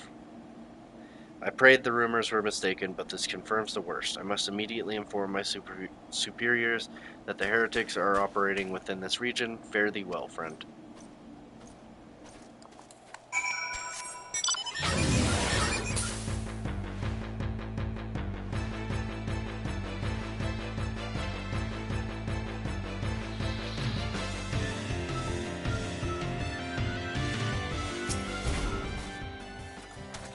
I must say, I didn't actually expect you to find my knight, much less rescue him. I see I may have been premature in my judgment, sir. We are a proud people beholden to tradition, but that does not mean we are without humility. I shall instruct the astrologers to entertain your request. However, understand that it is ultimately their decision whether or not you may peruse their records. Pray proceed to the observatorium and introduce yourself to Edmel.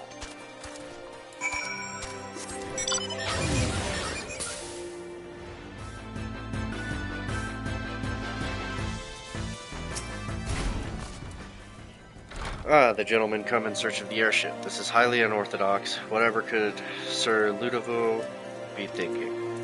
It is true that we maintain meticulous records which stretch back generations. However, because this information is used to chart Gervonian activity, access is strictly controlled. One can never be too careful with heretics and their sympathizers lurking about. If you would persist with your inquiries, pray seek an audience with Chief Astrologent Forlamore up above. Alright, now we run up a long staircase.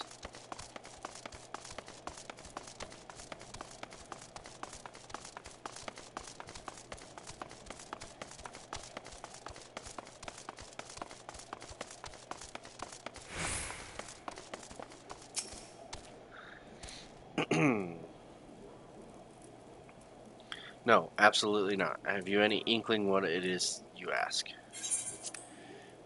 Were our records to fall into the wrong hands, it could change the course of a war which has raged for generations. I speak not of some mere spat between southern nations. Ours is a holy crusade, and we are the arbiters of Halone's will. I will not put our great nation at risk, certainly not to help a foreigner locate a missing airship of all things. Pardon the intrusion, Forlamore. I wish to speak with you regarding the recent... Oh, I did not realize you had a guest. Inquisitor Gillame, you honor us with your presence, sir. The gentleman was just leaving. Ah, you must be the one who rescued House Durendare's knight from those heretics. Doubtless they feel indebted to you. I am told you seek an airship blasting in Corthus 5 years ago, yes?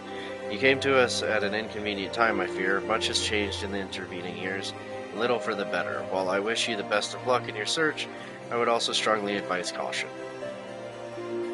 The snows can come quickly in Corthus. One moment you may feel as though you have a firm grasp on your surroundings, safe and secure in your knowledge, and the next you may find yourself in a wholly unfamiliar situation, blind to the dangers hidden by the blizzard.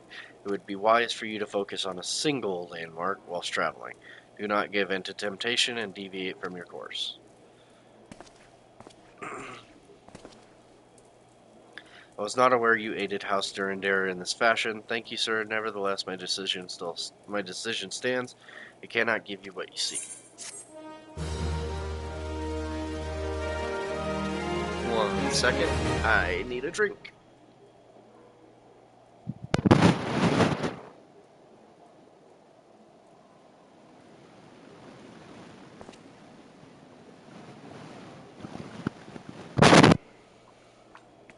Alright. You there, sir. I could not help but overhear your conversation with the chief astrologer.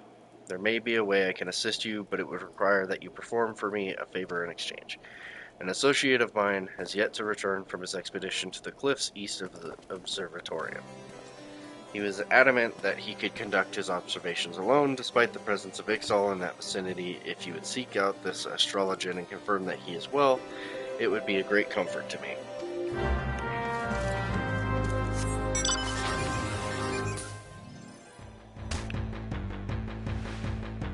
Alright.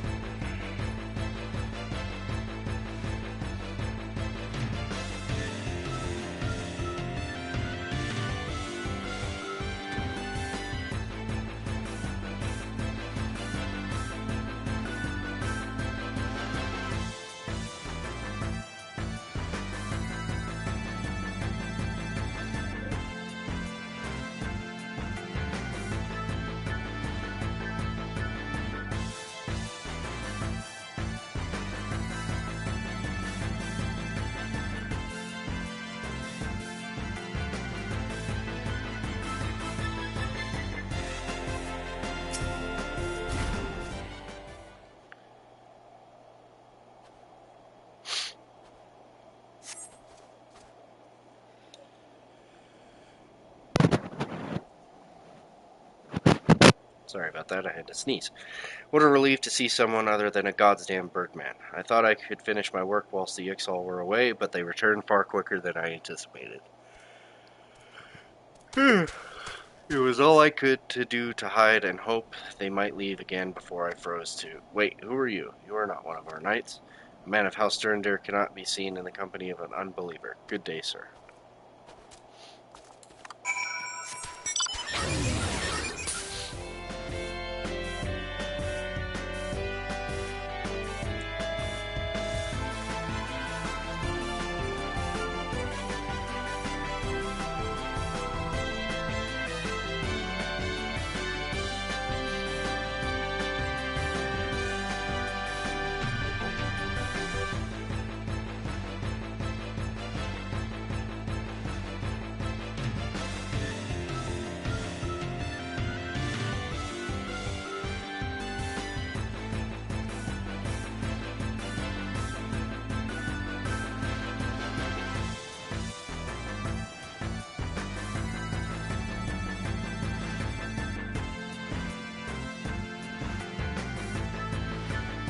Cannot see a single thing with this big ass mount on these stairs.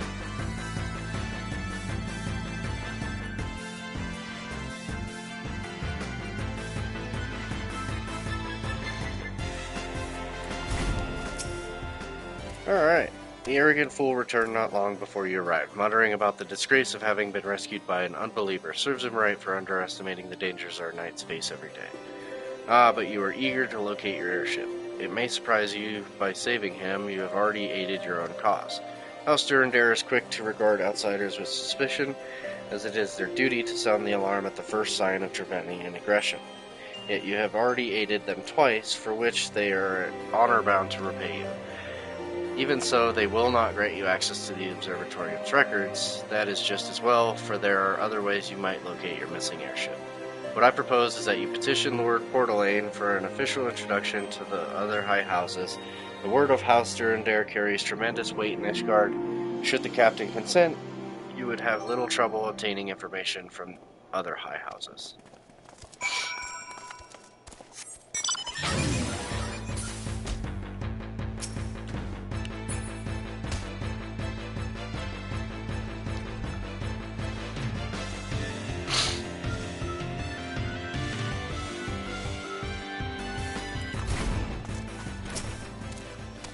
Caused quite a stir in your short time here. First, you slay 2 heretics and save a knight, and now I hear you have rescued a man of our house. I imagine you must desire something for your troubles. An introduction to the other high houses. I cannot deny that you have given us no cause to distrust you, but while you have performed 2 acts, you would have me endorse you to 3 high houses. It is only fitting that you aid us one final time, wouldn't you agree?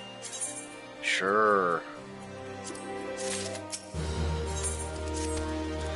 Now, I understand you are very eager to find your missing airship. Worry not, for this task should take a man of your skills but a moment to complete.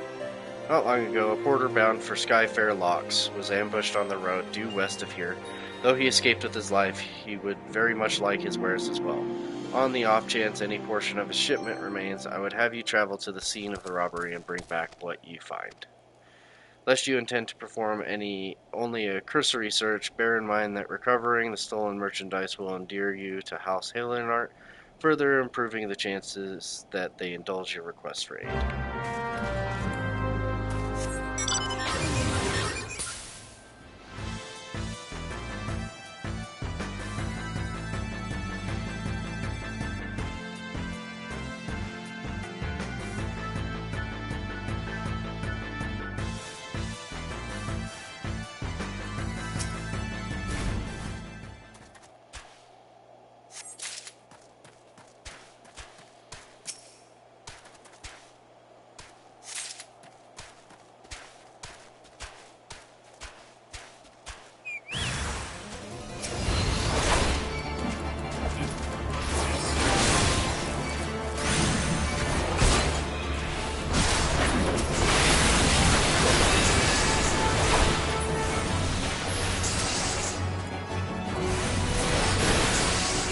That was weird.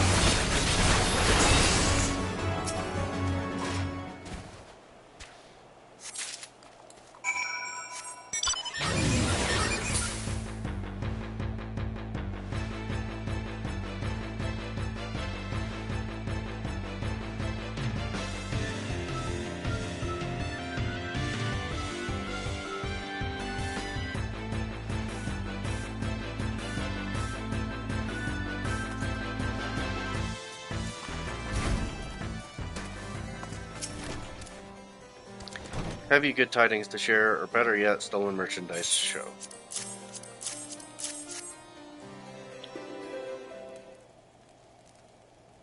God bless you, friend. It's all here, every last... Ah, but wait. That chest over there looks like it might have been pillaged.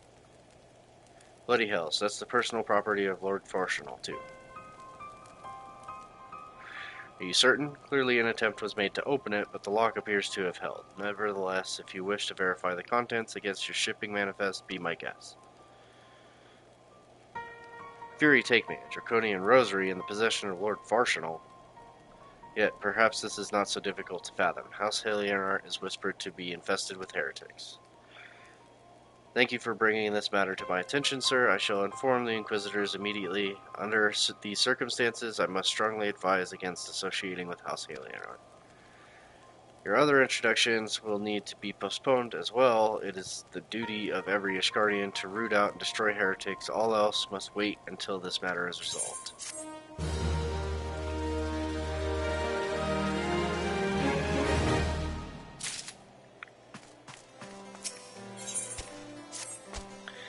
Come closer, lad, and listen well. This is for your ears only. Lord Forshional is no heretic. He's a goodly, righteous man, wholly dedicated to the cause. I know this because I served House Halenart for years prior to the calamity.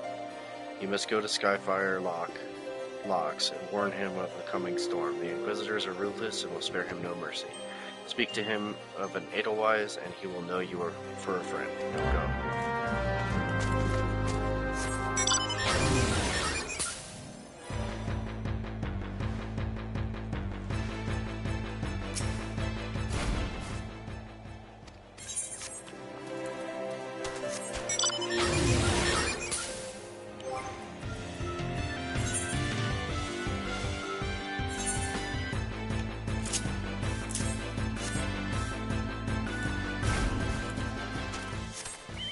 Get a different mount.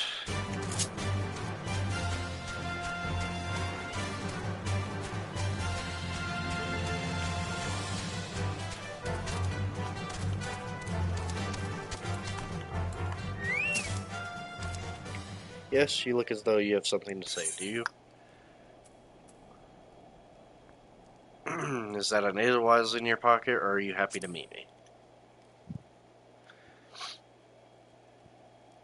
I see. Sir Carolo has not forgotten my mother's favorite flower. A pity it was not been seen in Corthus since the calamity. You may speak freely here, friend.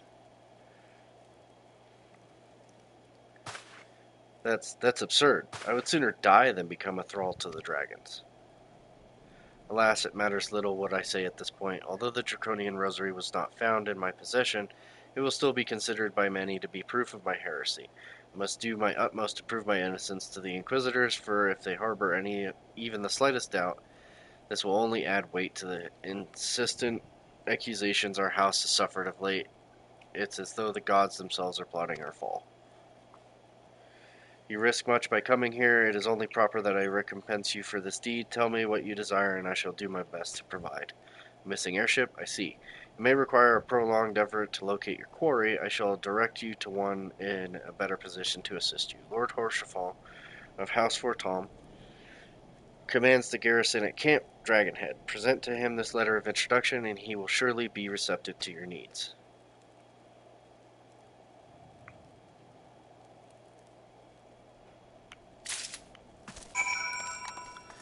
Alright. To Camp Dragonhead we go.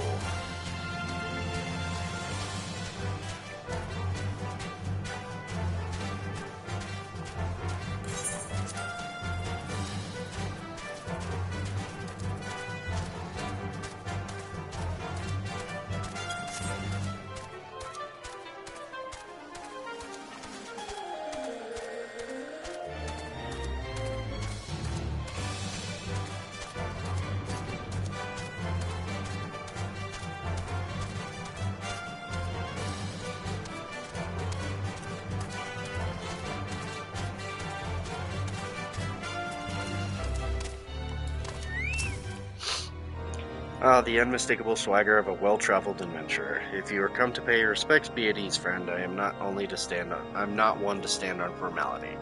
Truth be told, I would gladly welcome many and more brave souls like yourself, but enough chatter. Pray, tell me why you have come.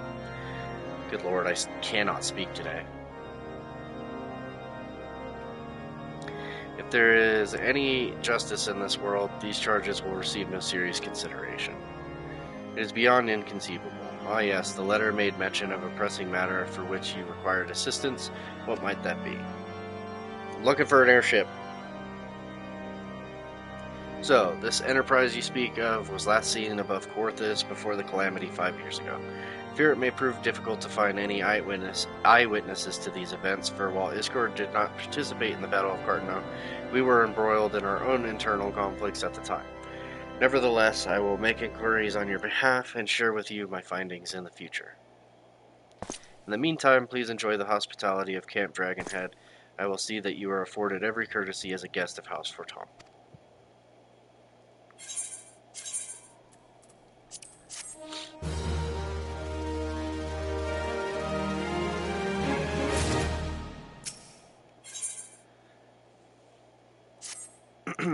As you have doubtless realized by now, the high houses of Ishgard, House Fortom included, are either unable or unwilling to offer you formal assistance in your search. However, that does not mean that there are not influential individuals within each house who are sympathetic to your cause.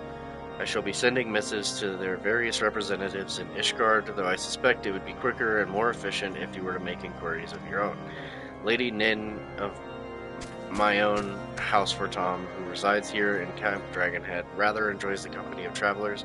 There is also Crevelin of House Halionar, who can be found at Skyfire Locks, though any information you pry from the scribe may prove difficult to parse. Have you spoken with the chief astrologer of House Durandare yet? Really? Perhaps he will be more accommodating once I inform him that you are friends of House Fortom. Do not concern yourself with House Zamael. I shall contact them myself, seek the cancel of the 3 I mentioned, and return to me when finished.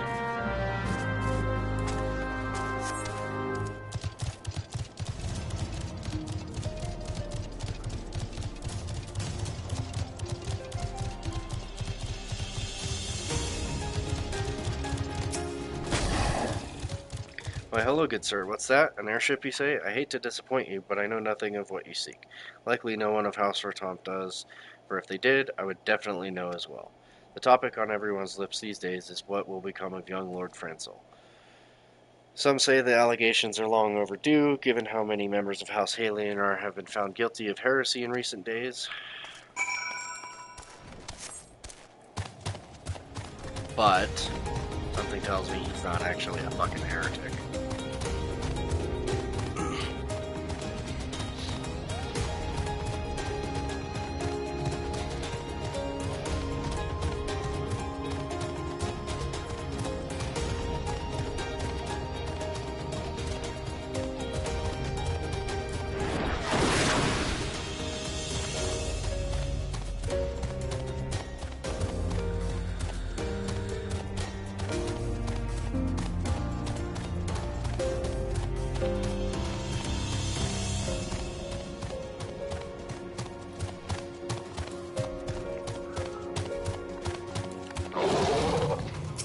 Alright. Hello and grant me strength. There must be some way to... Oh, who are you? A friend of Lord Horsefall? I want to help you, I truly do, but these accusations of heresy have thrown House Halionar into chaos right now. We must focus on combating these charges and preserving our reputation.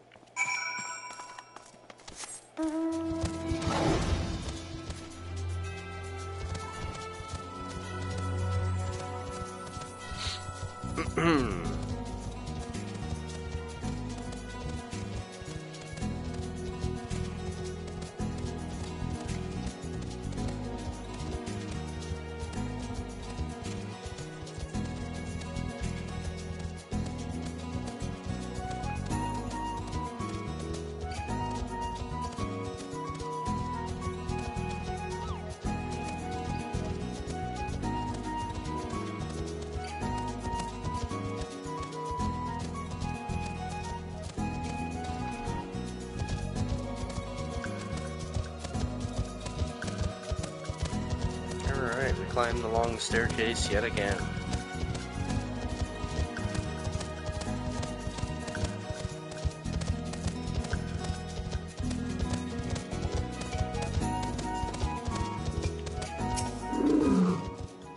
I gather you have been busy since last we spoke. Lord Horsefall's missive was positively glowing. But if you think that his endorsement is cause for me to disregard Ishgardian policies, then you are sorely mistaken. We are at war, sir, and the enemy grows bolder by the day. Why, in the short time since Inquisitor Ghislaine arrived in Korthus, countless heretics have been discovered, even amongst the elite of Ishgardian society. If Lord Horsefall wishes to waste his days chasing after a long-lost airship, then that is his choice, but if he expects others to share in his folly, then he is truly blind to the present state of affairs. Alright, back to Camp Dragonhead.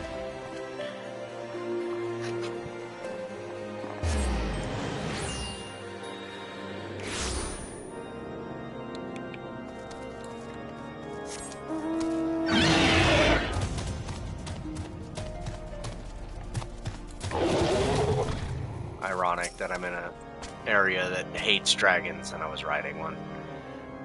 By your countenance, I take it you did not learn anything of use. Nor did I. I fear it seems the whole of Korthus is consumed by this talk of heretics in the high houses. We can only hope that my sources in Ishgard provide more pertinent information.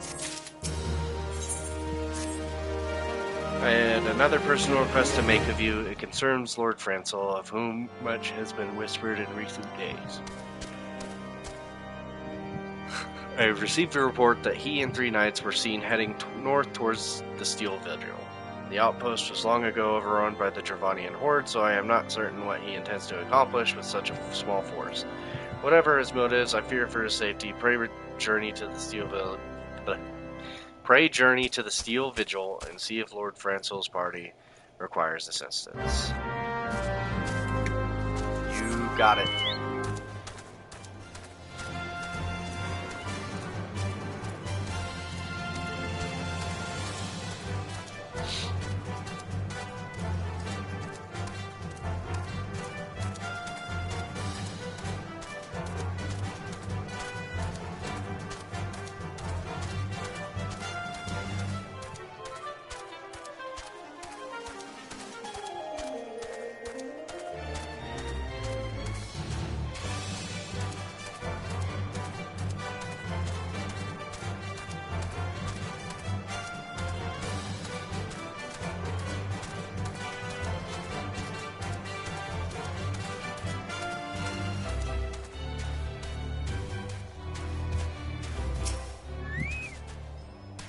Who goes there? Leaf? No, stay back. The fiend is still here.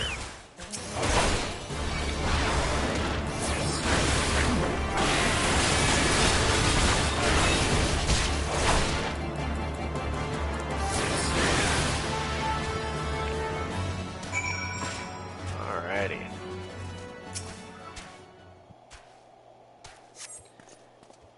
Confound it all. How are we to redeem House Alienart if we cannot even say a single Avis?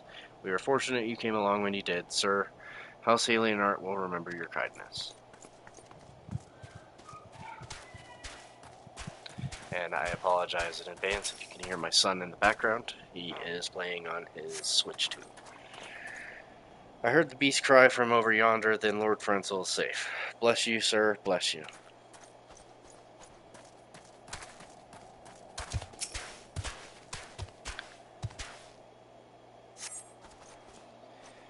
Curse those fiends. It's as though they knew we were coming.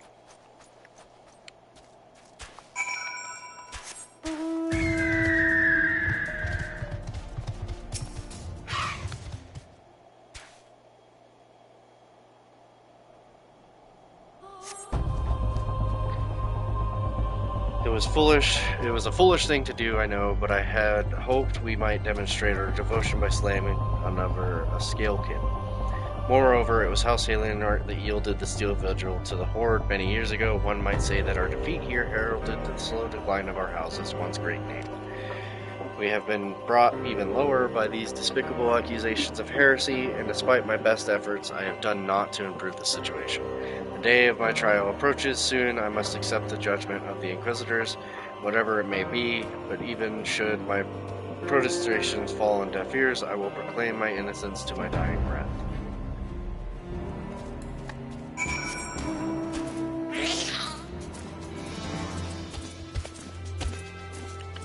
Alright, so we're going to go do a hunting log thing real quick, and then we'll return to Horsefall.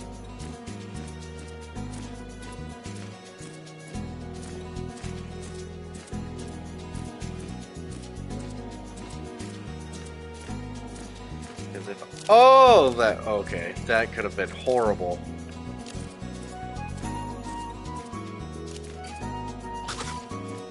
Sorry for yelling, just that would have been absolutely horrific.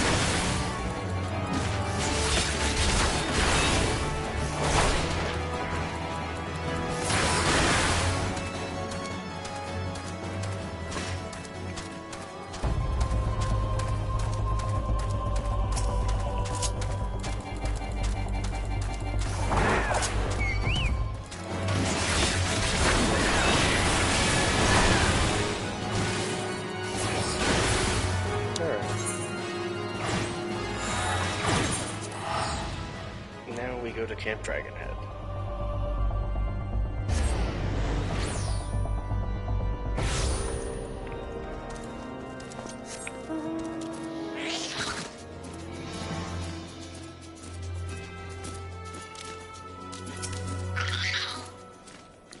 What did you find at the Steel Vigil? Ah, I see. A reckless plan, but at least it did not cost him and his knights their lives. I have news for you as well. A witness to the final flight of the Enterprise has been found. At last, there is a complication. It has become common knowledge that you paid a visit to Lord Frenzel at Skyfire Locks not long ago. Upon learning of this, the witness became understandably reticent to make your acquaintance for fear of being seen in the company of a man who might later be declared a heretic. A not unreasonable fear given the zeal with which Inquisitor Galame has conducted his investigations. In any case, if we wish to obtain his testimony, we must first clear Lord Frenzel's name, and by association yours. Ah, I see it. The key to proving Lord Frenzel's innocence is discrediting the evidence against him. I speak of the draconian rosary found in the chest Jesus. I speak of the draconian rosary found in the chest you yourself recovered. If you would please tell me of the incident in question. So, it was found in a locked chest labeled as the property of Lord Franzel. The rosary was not his, and someone else with access must have planted it. Here is what you must do. Return to Skyfire Locks and speak with Rickman. He works closely with the porters who ferry goods across Corthus, so he may have some inkling as who could be responsible.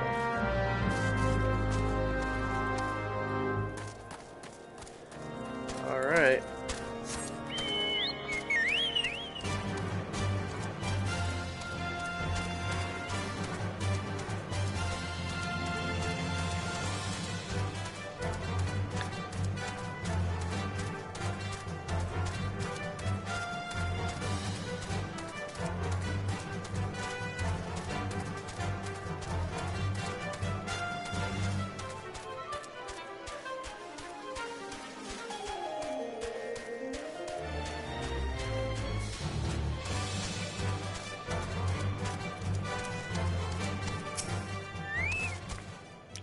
As someone tampering with shipments, fury strike me now, and if all them rosaries found in our people's possessions were planted, hey now, don't you give me that look, lad. I'm a House Halion man through and through.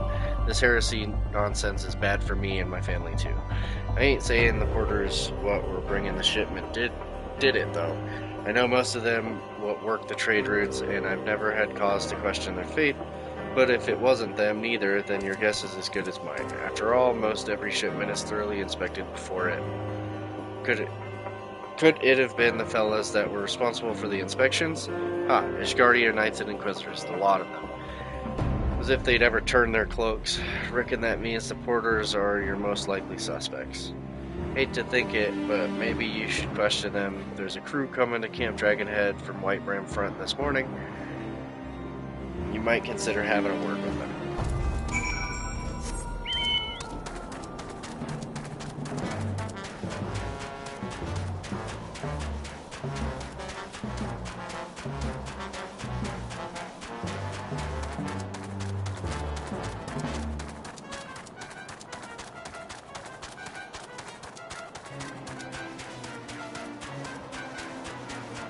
Alright, so to Camp Dragonhead we go.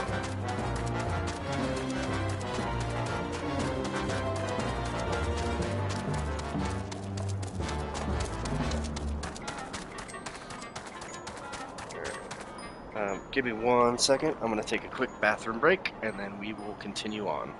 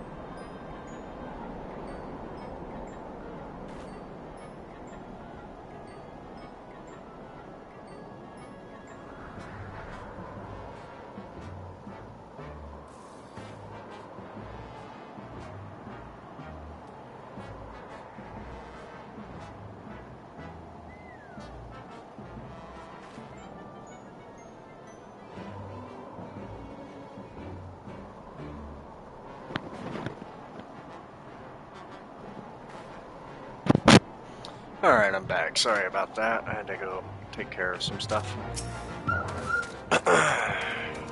Beg your pardon. You suspect that we porters have been planting draconian rosaries in House Halion art shipments? What nerve. If you truly believe such nonsense, search our parcels and see what you find. Oh, there's House Samile. Perfectly fine. House Halion art. Oh, look at that.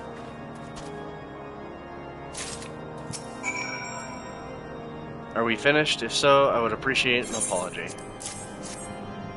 But that's impossible. Once the knight at White Brim Front concluded her inspection, I loaded the parcels into the wagon myself. And if I had been the culprit, I would have never allowed you to search my shipments. Say what you will to Lord Horshafont, I will not be held accountable for this.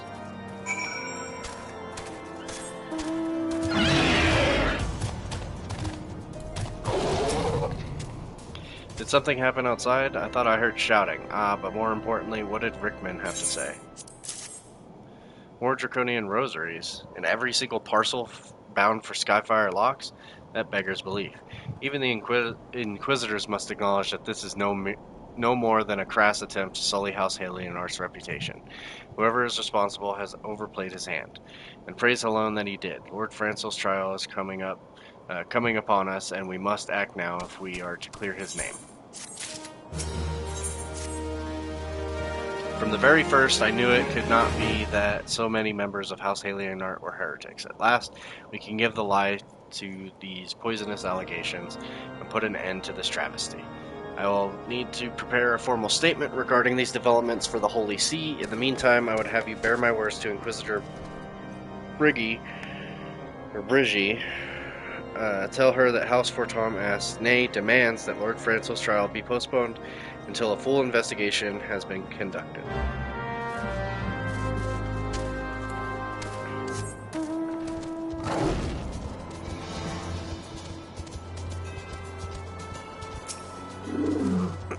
What is it, my child? Lord Horshafont would have the Inquisitors do what? But that is not possible. Inquisitor Ghislaine presides over Lord Francel's trial at Witchdrop even as we speak. Fear not, if Lord Francel is indeed innocent, he shall walk in Halone's halls with the fallen heroes of Ishgard. Yeah, but why kill him, though? That makes no sense.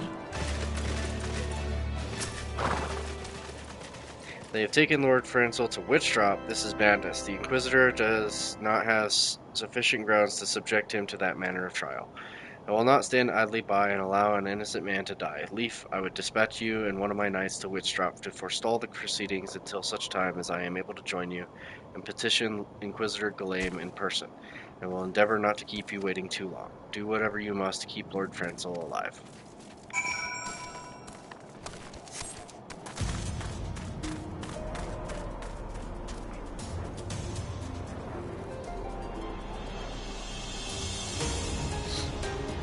Alright, well, let's go deal with this trial.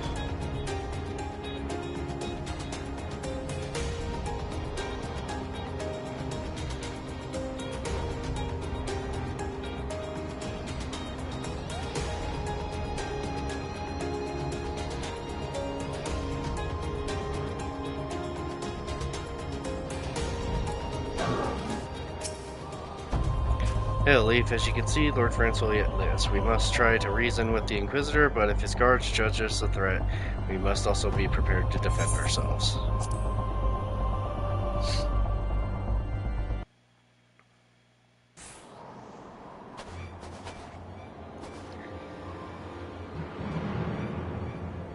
Jokin, Charlemagne, Francel, de Halion-Art, you stand accused of heresy against the Holy See of Ishgard.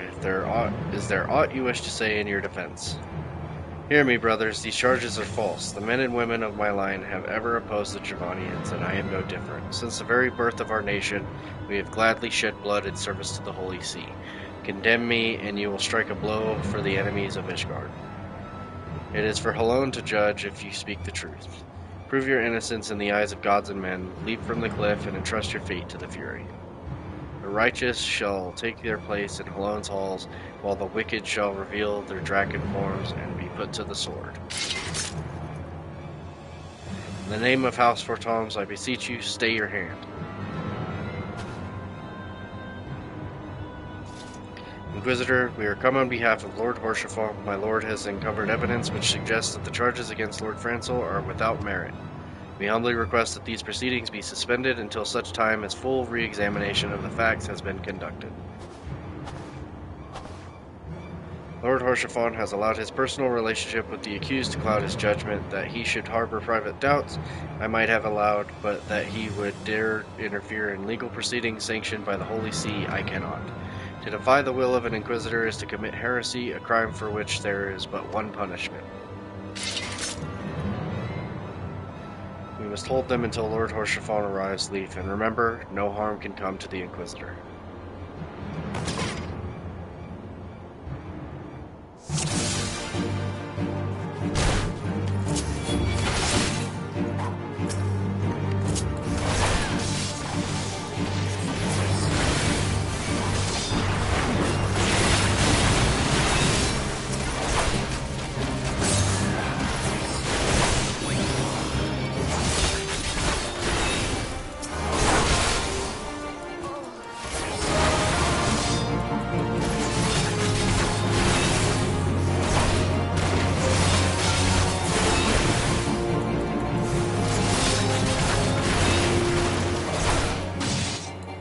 Look, Lord Horshaffon has come.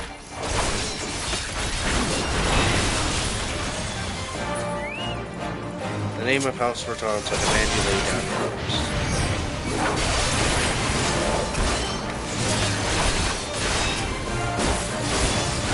By this deed, you do disgrace your line, Lord Horshaffon.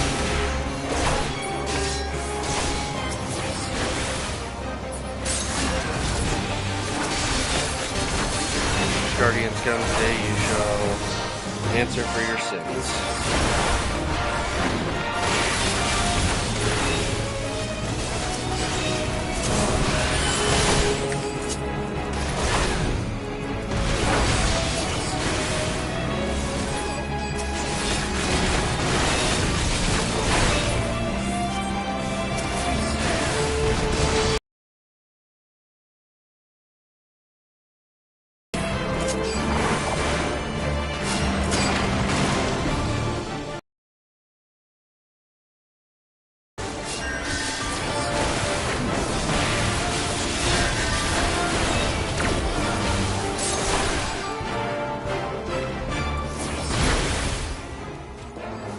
Not be forgotten.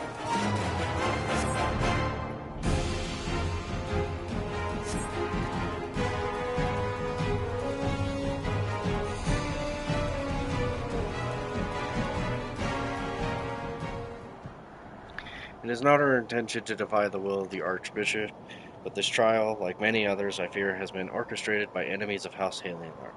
They have used you and your fellows to sow discord, Inquisitor, to set brother against brother, that we may tear ourselves apart. Fervent imaginings of a desperate man, what proof have you of this? By the fury of Draconian Rosary, then the knight who refused to yield, it was he who summoned the wyvern. A heretic in the ranks of the Temple Knights, this has grave implications. Your claims would appear to have merit, Lord Horshaffon. I shall withdraw my charges against Lord Francel pending further investigation. I trust you have not lost sight of which first brought you to Korthus. Leaf, pray locate your errant airship and use it.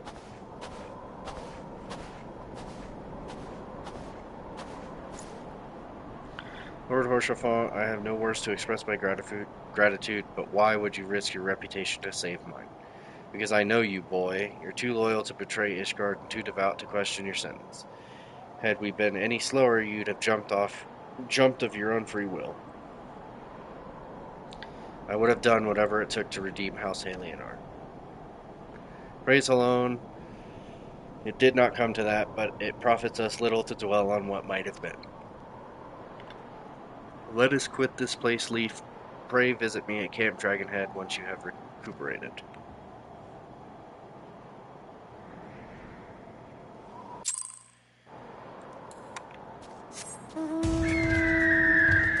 Alright.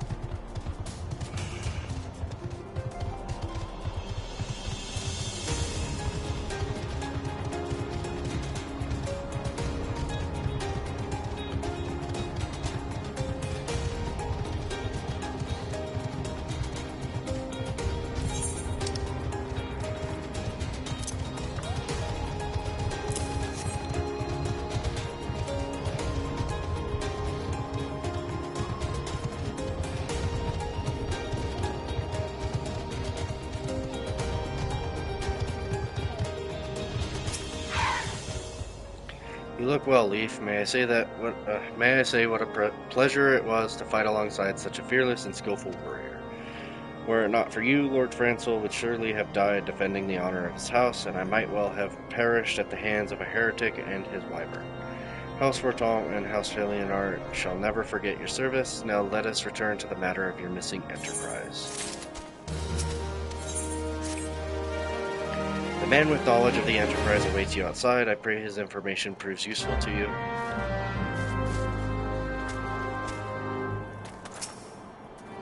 How quickly the commoner's opinions change. They say Lord Francel is innocent now, but just a few days prior. Anyway, you were inquiring as to the whereabouts of an airship last seen in Corthus several days before the calamity, yes? Well, it so happens that I was monitoring the night sky at the observatorium during the period. I recall that a small vessel came from the direction of Cardania and landed near the stone vigil in the far northwest. The garrison almost certainly seized the vessel and brought it within their walls. If so, then you would need an army of knights to have any hope of securing it. Though Lord Harshaphon is, from all indications, quite fond of you, so mayhap he can lend you a few. In any case, I have done my part. I shall pray for your success, friend.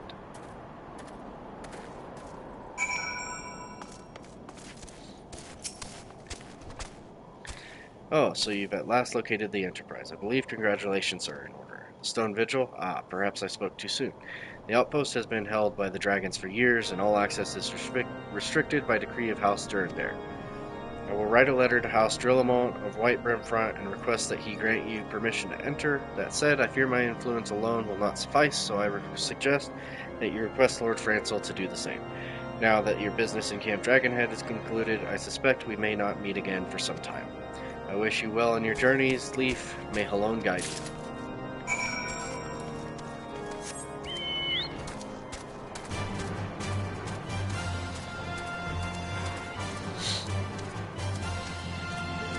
Alright, let's talk to Francel.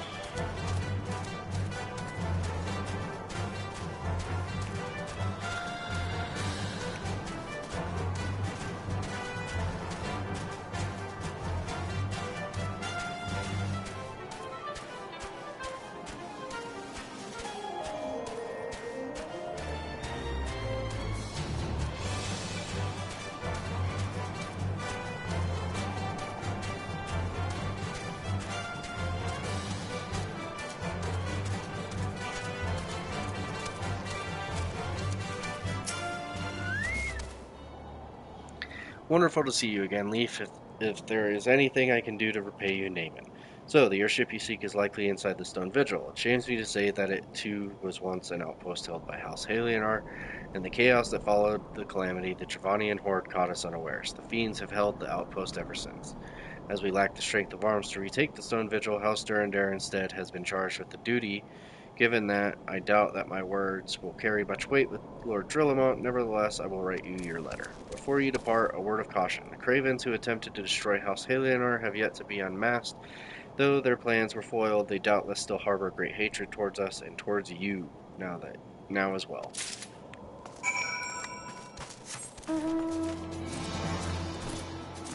Alrighty, let us go to White Brim. That is a big sheep.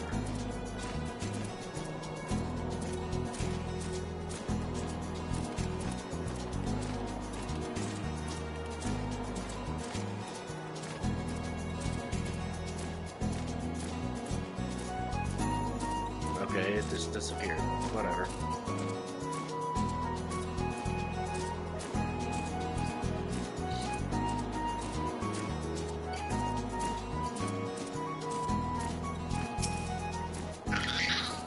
Alright, and because I can, I'm going to just use the Chocobo Porter. I think this is the first time I've used the Chocobo Porter here. I could be wrong.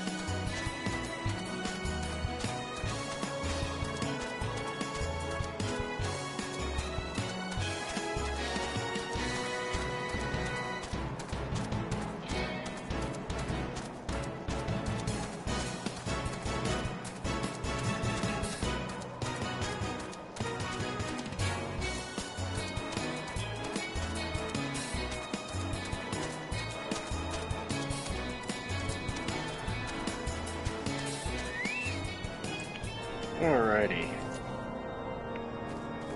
So now, give me 1 second.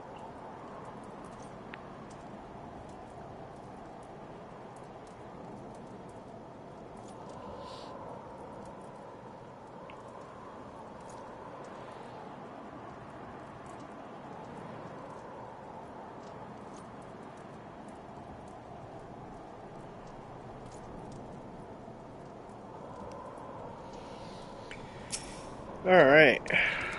You desire an audience with Lord Drillamon, do you? Huh, I desire a night in a warm bed with my wife, but wishes won't make it so. What do we have here? Letters from Lord Sorcerfront and Frenzel, is it? A likely... Oh, you're serious. What to do, what to do. Your timing could not have been worse, Traveler. Lord Drillamon's attentions are focused solely on the Stone Vigil at present. In any case, it is not my responsibility to escort visitors. Take your letters and show them to Sir Alboys. Yes, Sir Alboys can surely accommodate you. Seek her in the storeroom in the opposite side of the origin.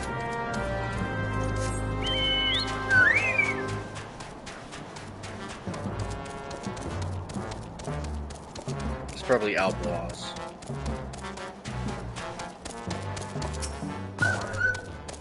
Sir Bernadier bade you speak to me, did he? I know not why he presumed I would be in a better position to help, but I assure you that he is mistaken. Lord Drillamont hasn't the time to spend speaking with low-ranking knights such as I. However, he always has a moment to spare for head Cherugian, Estidian. Why not visit the infirmary upstairs and show your letters to him?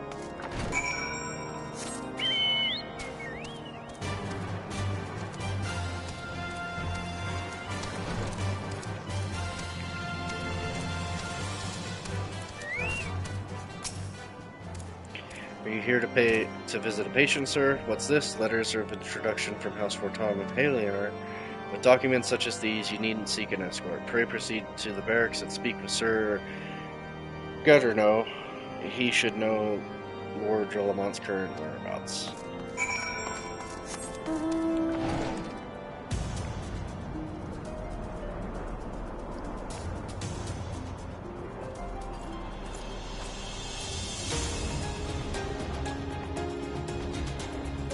More staircases. Great.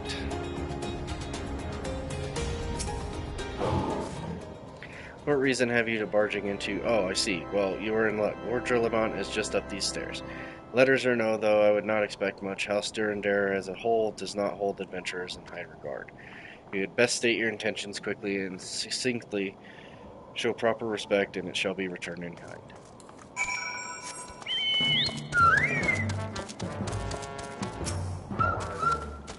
Sir Gurdano permitted your passage. Very well, speak.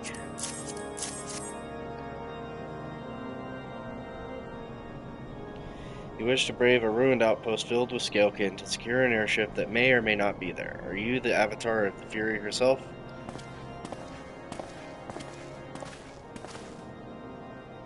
We are the scions of the Seventh Dawn, Lord Drillamont. You know our name and you know our deeds. We are come to Corthus to slay Garuda, Lady of the Vortex. To that end, we seek the Enterprise, the airship of Master Sid Non-Garland, who stands before you now. Master Garland, you're alive? But that's impossible.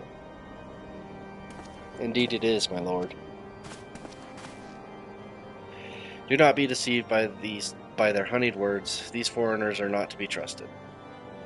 At this critical moment in Ishgardian history, as House Durandare marshals its forces to retake the Stone Vigil, who should appear in Whiteburn front but three mysterious strangers?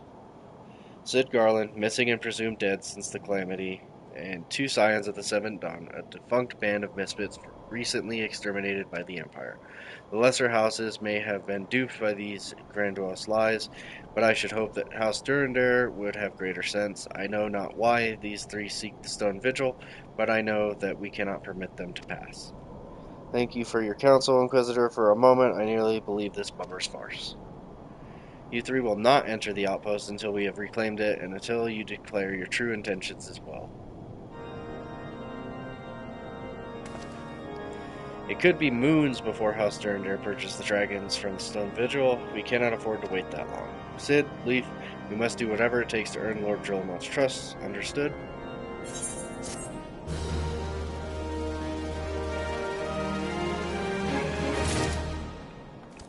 Alright.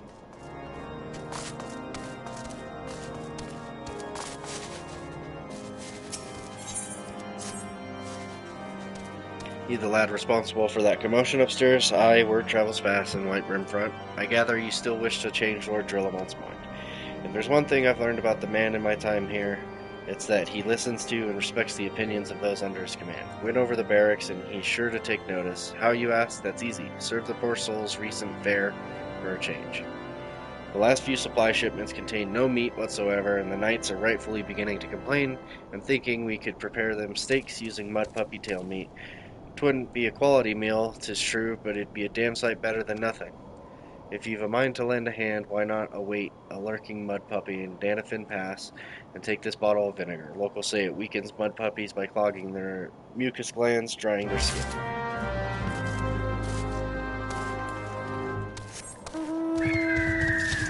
Alright, time to go kill a mud puppy.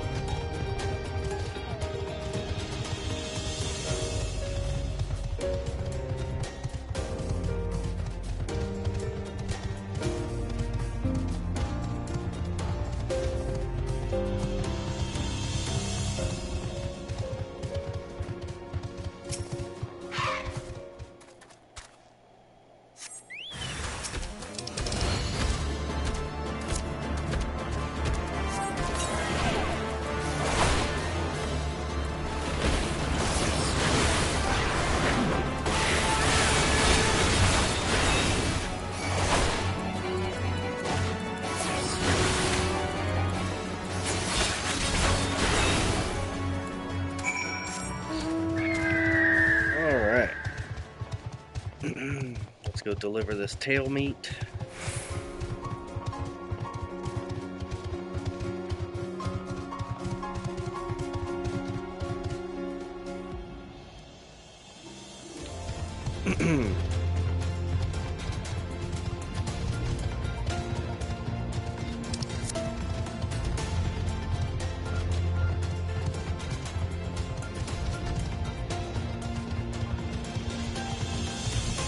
Give me 1 second.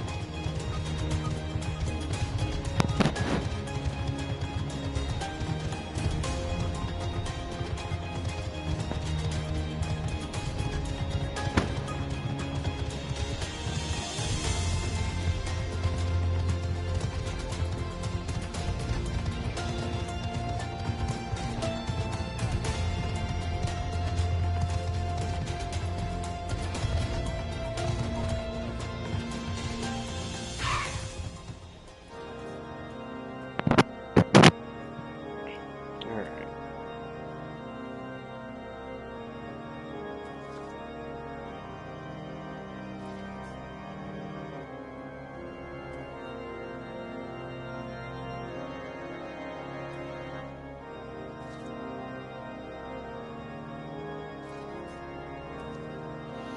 Okay. It didn't work, did it? I thought it was an idiotic idea. Oh dear, remind me to never wander near mud puppy spawning grounds without a bottle of vinegar. Any road. This should only take a moment. I'll just need to do this, and voila. Never seen a man cook steaks that fast, have you? Take these 3 and distribute them to the hungry knights here and up above. You there, lad. Don't think I didn't see you and the cook conspiring together. Let me make myself perfectly clear. If you wish to buy my trust with a steak, it would be my pleasure to oblige you. Yes, yes, I feel invigorated, refreshed, as if I had the strength of 10 men and their wits besides. I should have no trouble concocting a new reason. Is that a fresh cooked steak? Malone's blessing be upon you, my friend. Mud puppy meat or no, it's the most delicious food I've had in a fortnight.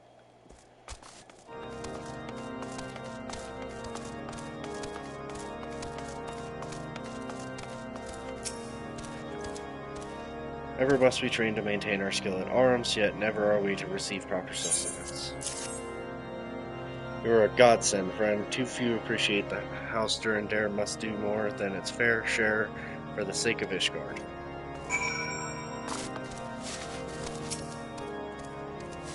It feels wonderful to see everyone in such high spirits. Amazing what good food can do for morale, eh? Ah, but I've forgotten about the hard-working Cherugans at the infirmary. So rarely do they take their meals here in the hall. Mind taking this steak to Sonoda? She's doubtless so preoccupied with the health of her patients that she's neglected to attend to her own.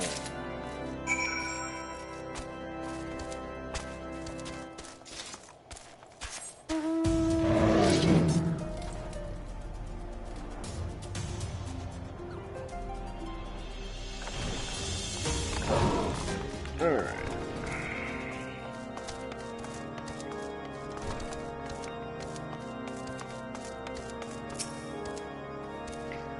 Beg your pardon, sir, but I am busy attending to this man. I will be with you in a moment.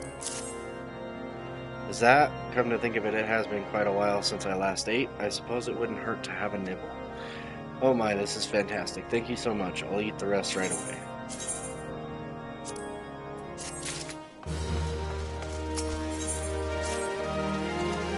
But I have a word with you, Leaf. It concerns the Chirurgeons. After speaking with them earlier, I learned that they lack sufficient alembics for their needs, you see. So I used some of their broken equipment to craft a more advanced alembic, both as a gesture of goodwill and as a means to help me recover my memories, since working with my hands kindles familiar feelings. All I require to complete the device are the cores of 3 ice sprites. Though commonly used to reduce the temperatures of alchemical mixtures, there is a way to alter their properties so that they draw the cold within rather than radiate it without. It must sound ridiculous to you, impossible even, yet somehow I know it will work.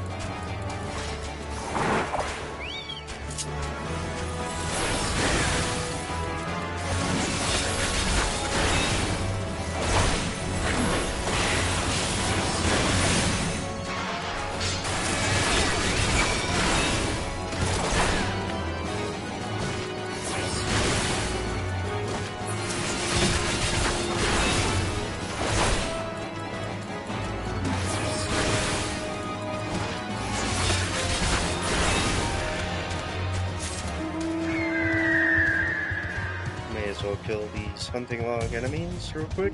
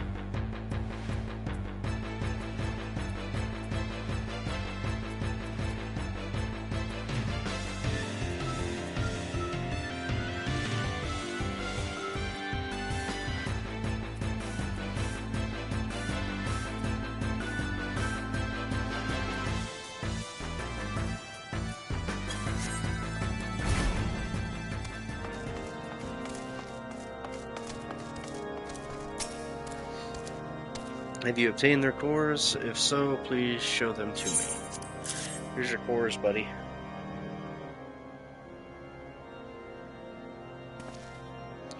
What an amazing device, but is it truly an alembic, sir? I've never seen its like before. I too am unsure what to make of this machine. While certainly impressive, I have no idea how to make use of it. Nevertheless, it is as effective as he claims. It will be a great boon to the infirmary. Think of the medicines we can create, the lives we could save. Even so, I wonder. Where the kindly stranger, bearer of gifts, wondrous and strange, for his generosity comes at cost. Their earnest efforts are but a means to an as yet unknown end. Moreover, you should be wary of associating with individuals who have interfered with the questioning of a suspected heretic. They did what? Bless you, Inquisitor, for coming along when you did. We are almost succumbed to the temptation proffered by these unbelievers. I'm gonna kick this dude's ass. Why does that man detest us so? Is it all because we interrupted Lord Francel's trial? Whatever his reasons, he clearly means to oppose us at every turn.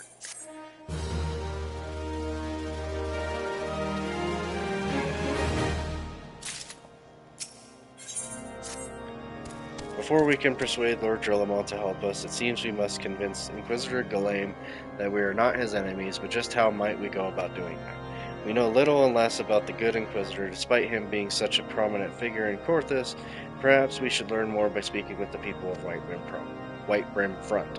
Share your findings with Alvino in the square. I'm sure he can formulate a strategy from there.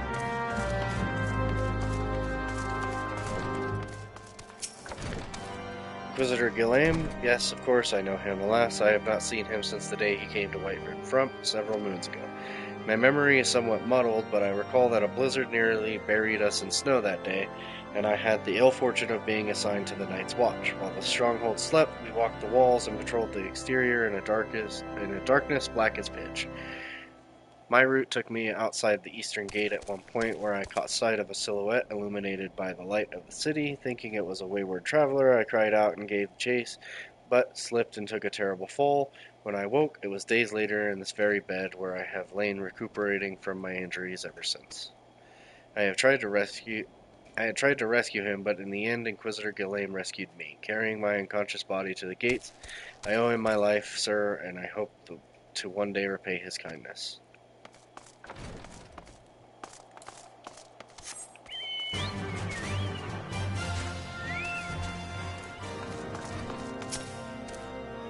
Inquisitor Galaim, I haven't the foggiest of whom you speak, unbeliever. We have learned of your deeds at Witchdrop. I will not be party to whatever dastardly schemes you've hatched against the Inquisitor. Away with you.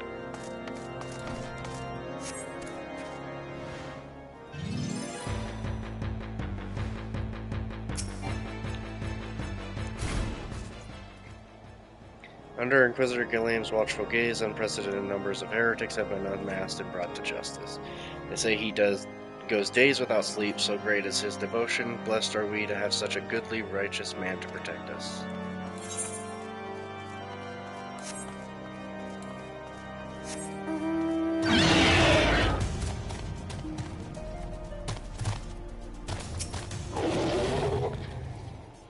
The Holy See has decreed that the Inquisitors are the arbiters of Halone's will. They are to be afforded every courtesy and the utmost respect.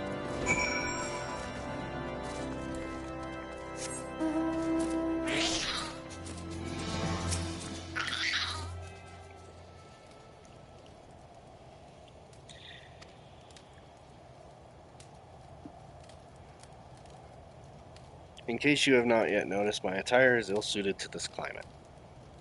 I realized it soon after our arrival, but paid it no mind, as I had hoped we might find the Enterprise far faster. Instead, we've wasted far too much time meddling in local affairs.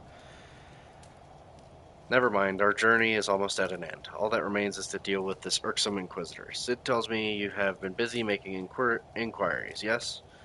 It should come as no surprise that he is held in high regard. Even so, I am beginning to suspect he has other reasons for hindering us now. Let us more closely review the testimonials you obtained, Leaf. Mayhap they will provide insight into Inquisitor Galame's motivations.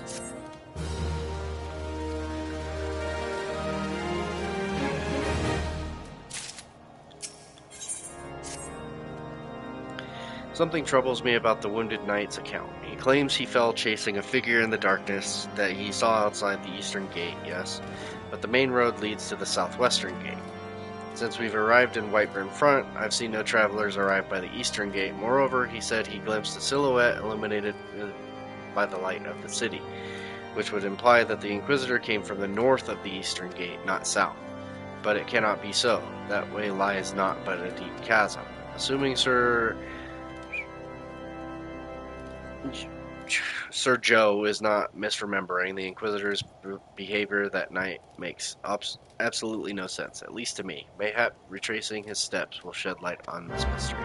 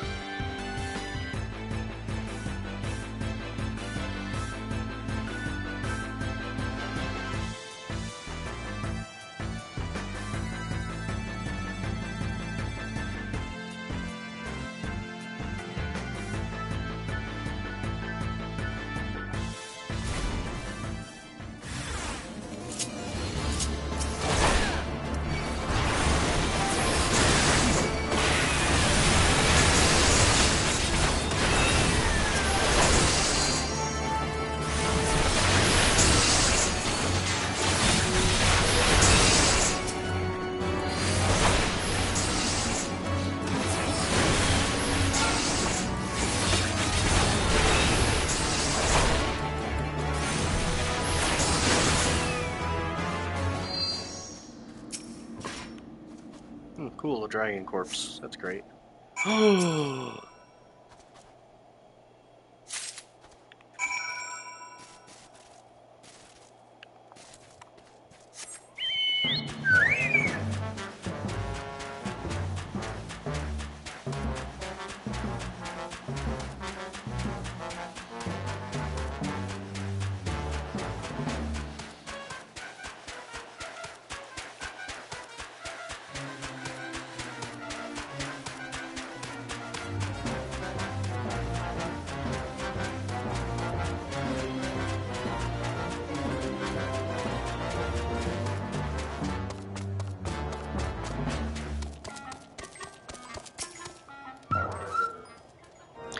You found something, didn't you? Well, don't keep me waiting in suspense. Let's see it.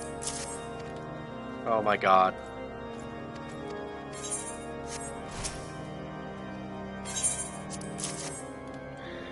Given the contents of this encyclical, I believe you have just made the acquaintance of the real Inquisitor Gillen. Newly come to Corthus and murdered on the day of his arrival. Yes, it would have been a simple thing to assume his identity, for even if he were to behave oddly, who would dare question the wisdom of a papal appointment? Still, while this is incontrovertible proof that the Inquisitor is an impostor, we have yet to discern his true identity, or why he has decided to oppose us. We must proceed quickly, Leaf, before he learns that his deception has been discovered. Since Lord Drillamon has already been turned against us, I fear that this encyclical alone will not serve to convince him of our claims. But what might persuade a man so quickly to disregard the endorsements of two high houses? The cook did say that the Lord listens to and respects the opinions of his knights. If a certain knight were to provide testimony that supports our claim, yes, mayhap that this is the only way left to us. Confront Sir Joe with that evidence you discovered and see if it helps him recall the truth of that night. As a man of faith, he may find it difficult to cope with such a horrifying revelation. Nevertheless, we must do everything within our power to secure the answer for us. Oh, Joe, I have something to show you. Oh, you have returned. Is there something else you wanted to ask? Yeah, have a look at this. The Inquisitor is an impostor. Don't be preposterous. That could not possibly be true. He's a paragon of virtue, a dedicated servant of the Fury. You would have me believe that is all a lie? you are so certain that your ludicrous story is true, then go and speak with Sir Pernilla. She was at the Eastern Gate that night, and she helped the Inquisitor carry me here, but I will never speak against the man who saved my life. That's fair. Respectable. But at the same time. You, I do not believe I know you, sir. Pray move along and trouble me no more. Are you in the habit of handing bloody documents to strangers? Why would you show me such a dreadful thing? I know none of it, not at all. Yeah, I doubt that.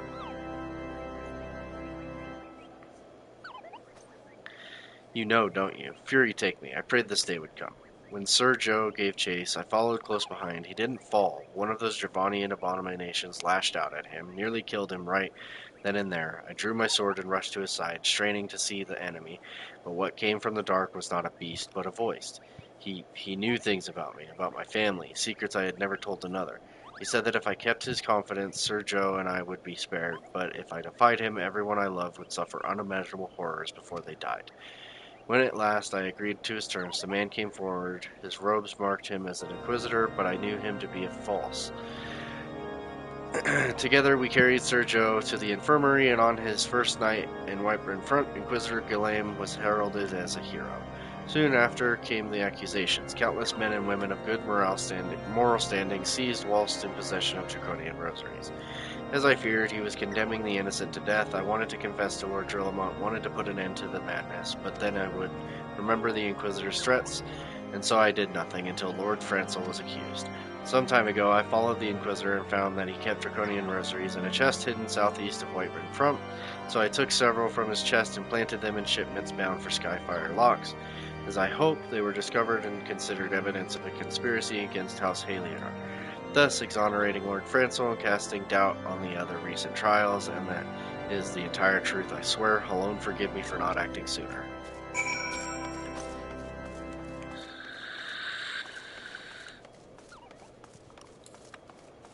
Well, we found the person who's been putting rosaries in people's packages.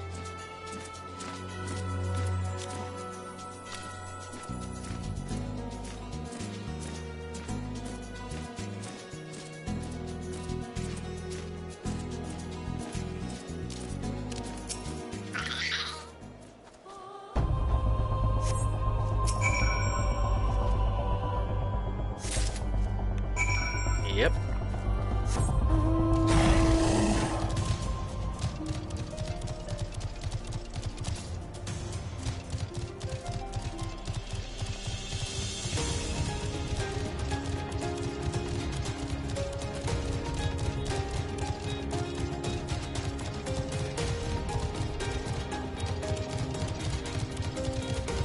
Oh, Lord Drillamo, we have some stuff for you. This time, don't be a dick about it. Why do you persist in this folly? I will not grant you 3 access to the stone vigil. Do not make me repeat myself. There had better be a very good explanation for why you are carrying these rosaries, and where did you find this palpable encyclical? Fury take me, the Inquisitor is a heretic. Never before have I heard such an unbelievable tale, but this evidence and your testimony could have no other explanation. I have misjudged you and your friends, Leaf, and for that I deeply apologize. I will permit you to enter the outpost, but first I must needs beg your assistance. Help me and my knights bring this infernal impostor to justice. I'm gonna take those for later. That thrice-damned heretic has murdered countless innocents and made a mockery of our laws. Hells take him and his Dravanian allies. I am told he makes for Snowcloak even now, intending to pass judgment upon yet another poor soul, whom he has branded a heretic. If we hurry, there may still be time to prevent further tragedy. Lend me your strength, Leaf. Together, let us put an end to this impostor's heresy once and for all.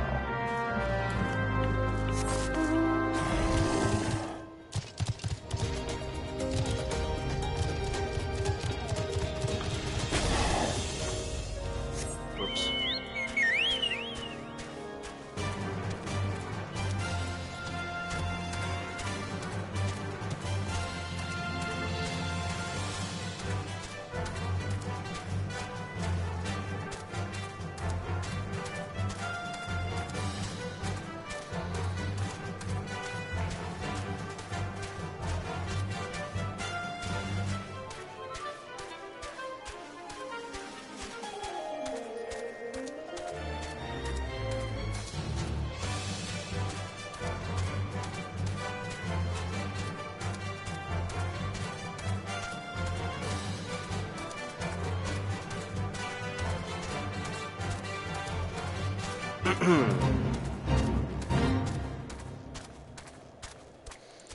Alright.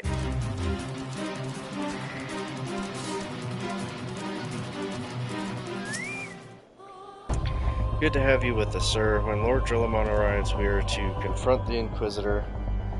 If he refuses to go quietly, we will need to use force. Are you prepared for that eventuality? Yep.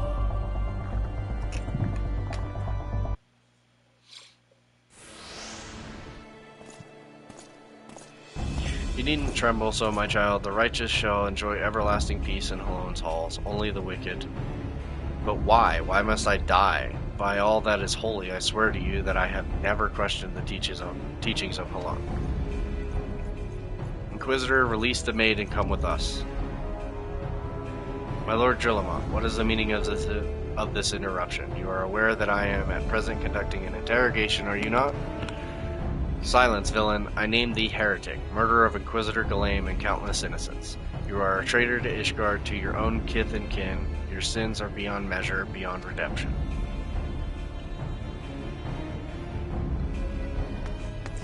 Ah, grave allegations indeed, but you will find your logic is flawed. How can I betray that which I owe no allegiance? No, Lord Drillamon, my conscience is quite clear, I assure you. I wonder, can you say the same? You whose hands are black with the blood of those who only sin was to question your nation's crazed crusade. You speak to me of Ishgardian innocence. Ha! All are complicit in these crimes, for all live their lives by the Archbishop's lies. But I know you will not hear me, deafened by dogma as you are. If you desire retribution, Lord Drillamon, then come, let us see how Ishgardian steel fares against Dravanian Fang and Claw.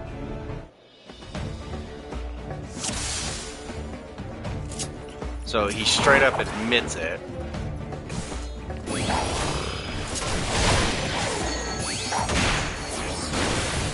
Ignorant swine, so you will know the futility of your faith.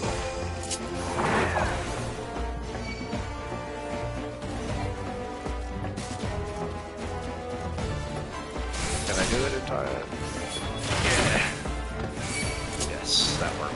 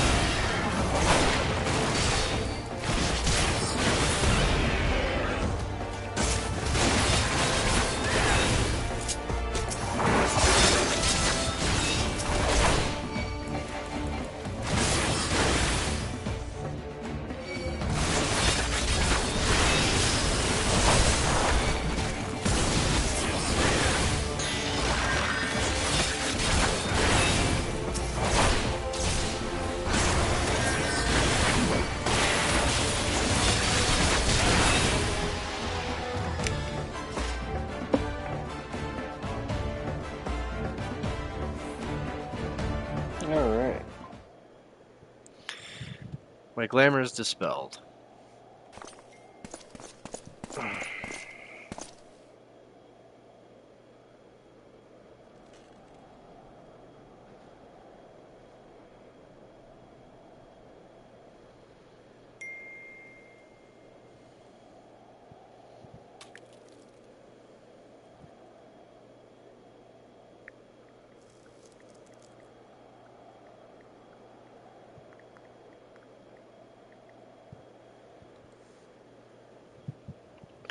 Your plans lie in ruin, heretic. Choose your words wisely, for they will be your last. You may not recall the many Ishgardians I have sentenced, but the families of the dead will never forget. Blood has been repaid with blood, and for that I am content. My only regret is that you yet live.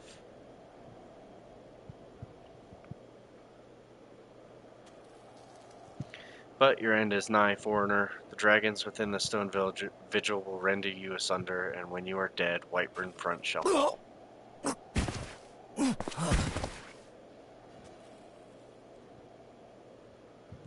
Defiant to the last, leave the body for the crows. His ilk deserves not better. Leaf, I must apologize for involving you in this sordid business. You should never have been asked to intervene in Ishgardian affairs of state. Rest assured, I have not forgotten the matter which first brought you into our midst. It is past time that you were reunited with your airship. But this is not the place to discuss such matters. Pray visit me at Whiteburn Front and bring your associates.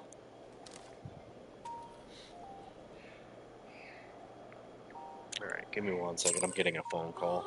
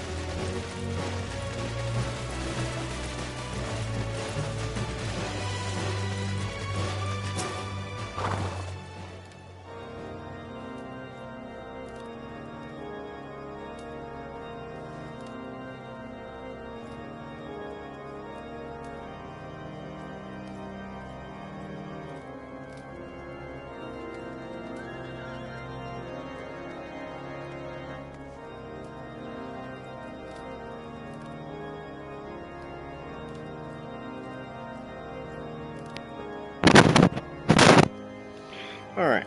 Where have you been, Leaf? The false Inquisitor has been slain, has he? Yes, well, his was a tale always like to end in bloodshed. Though you have overcome the latest in a long line of unfortunate impediments, I would ask you to not revel in your victory just yet. We can celebrate once we have secured the Enterprise. Alright, so unfortunately, I'm going to have to end things off here. I will be back later. Hopefully, I'm only going to be gone for about an hour, but I've got some stuff that I got to take care of. So, yeah, thank you for watching, and I will see you guys as soon as I can. Alright, take care.